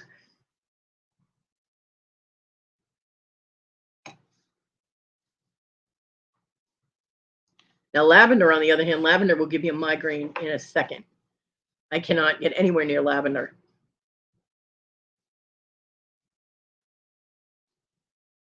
I was looking for citrus scented candles on Amazon, and they kept coming up with lavender and citrus. And I'm like, oh, what are you trying to do? Kill me?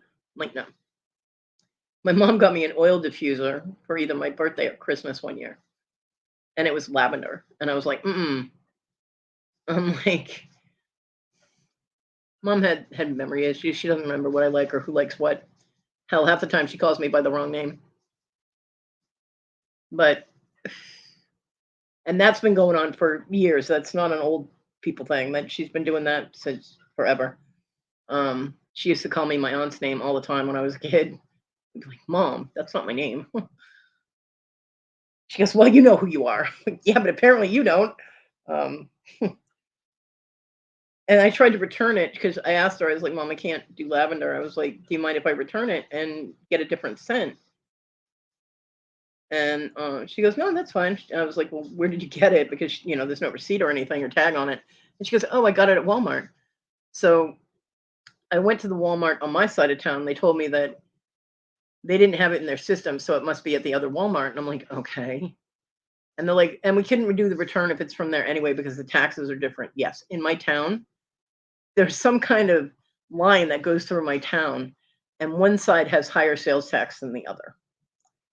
My side has the lower taxes, so I'm fine with that. But you go over to the other one, and it's like 2% higher or some crap. So I was like, okay. So I went all the way across town to the other Walmart, and they were like, oh, no, we can't help you. I'm like, what the fuck? So I ended up walking up to someone in the parking lot, and I was like, do you want this?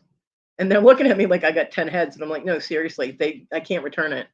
And I can't do lavender. Are you okay with lavender? Would you like this? And they were like, yeah, sure. I'm like, here, happy holidays. It wasn't I was like, happy belated Christmas or whatever, or happy birthday or whatever holiday you want to use. Have a good one. They were so shocked. But what was I going to do with it? It would have just sat in a box in my house. And I got enough crap laying around, So, yeah, I just gifted it to somebody. Because my mom won't use stuff like that in her house, so I couldn't give it back to my mom and say, here, there's nothing I can do with this, so here you go.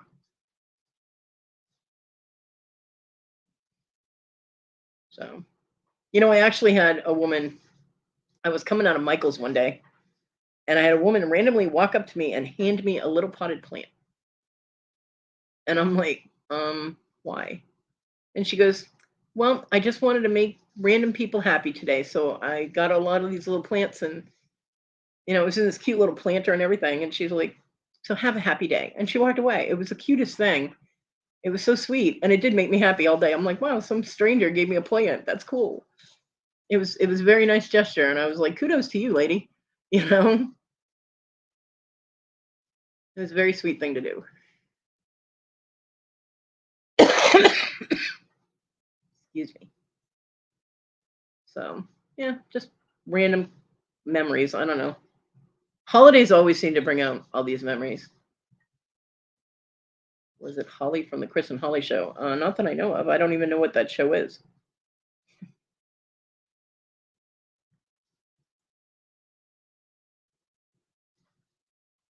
It was before GoPros, and she wasn't filming anything, so I don't know. She was like, "This was my last one. Thank you." Yeah, my happy little plant lasted for quite a while too. I probably still have the planter from it because it was a cute little planter and it was purple. So I'm pretty sure I have the planter somewhere. Oh, okay. Yeah, no, I don't think so. I don't know. She didn't tell me her name or anything. There was no card or anything with the pot, with the plant. That sounded bad. With the pot. Random strangers handing people pot. Woohoo! Yeah, this was probably about 17 or 18 years ago. It was a long time ago when I was haunting craft stores. John used to nap in the car. Yeah, it was a long time ago. Yeah, poking smart.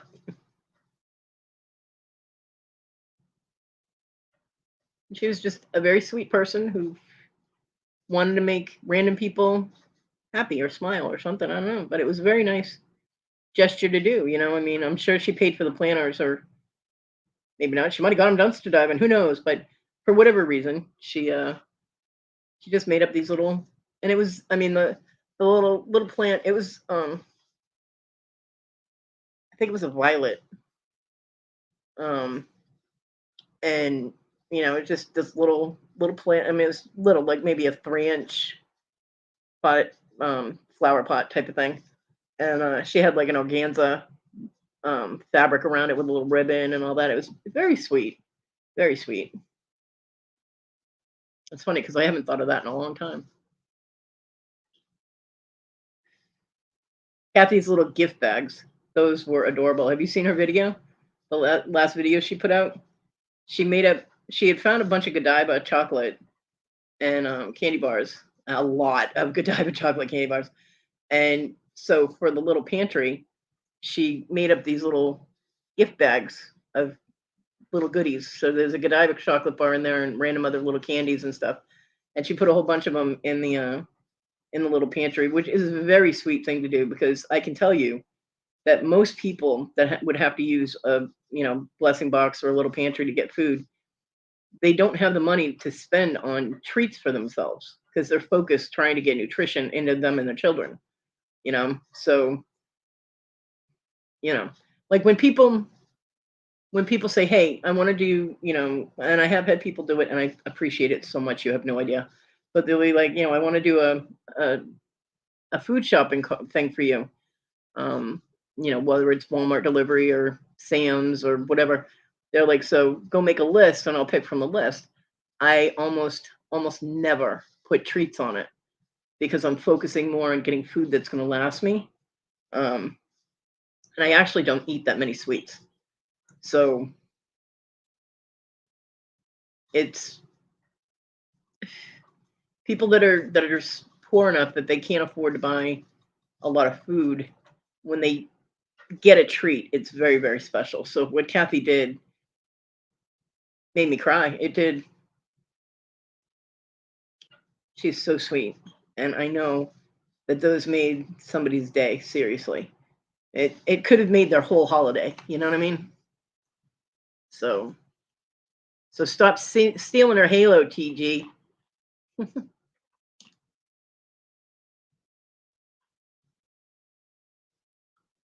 All right. Well, I went over how long I said I was going to go. 3 hours and 10-minute live. If y'all have any links you want to put in, go ahead and drop them. Don't forget, Mr. Jim is going to be on tonight at 7:30 for a holiday chit chat. Yeah, chocolate always makes my day too. I don't know who else is going live today. I haven't been keeping track.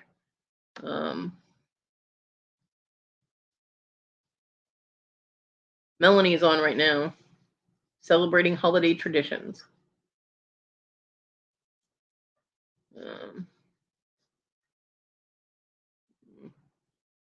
I don't see anything else. But if y'all have any links you want to drop in, go ahead and drop them.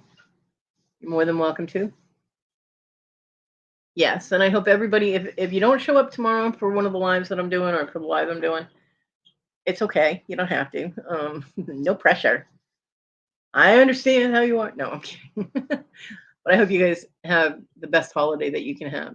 I really do. And I hope everybody stays safe and that nobody loses power and that we don't have to worry about your ass freezing to death, because there have been people that have actually died because of this weather.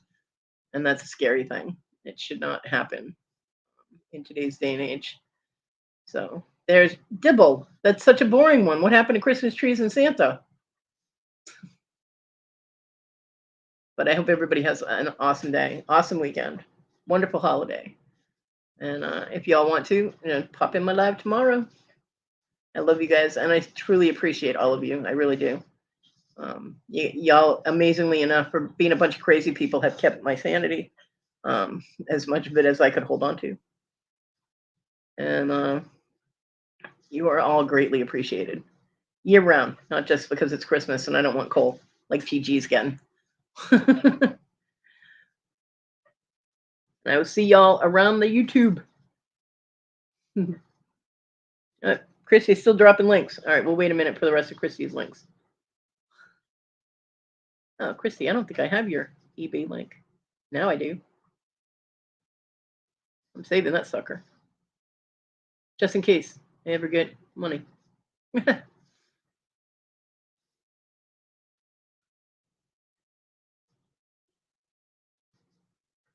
Glad I waited.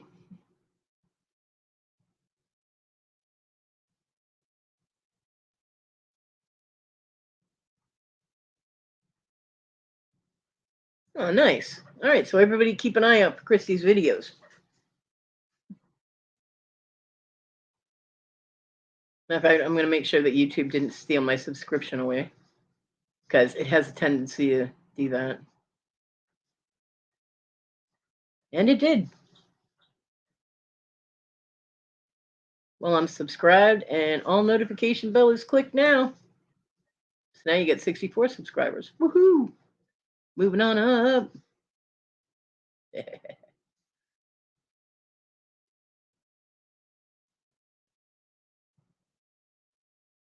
And to everybody that's having health issues or knows somebody that's having health issues, my thoughts are with you, and I hope everything gets better soon. Rhonda, I hope Liam feels better really soon. Susie, I hope Tony feels better soon so he can stop bugging you. I wish everybody to be happy and healthy, And I guess I should probably hit the end broadcast thing or it's not going to stop, is it? Bye, everybody. Have a great day.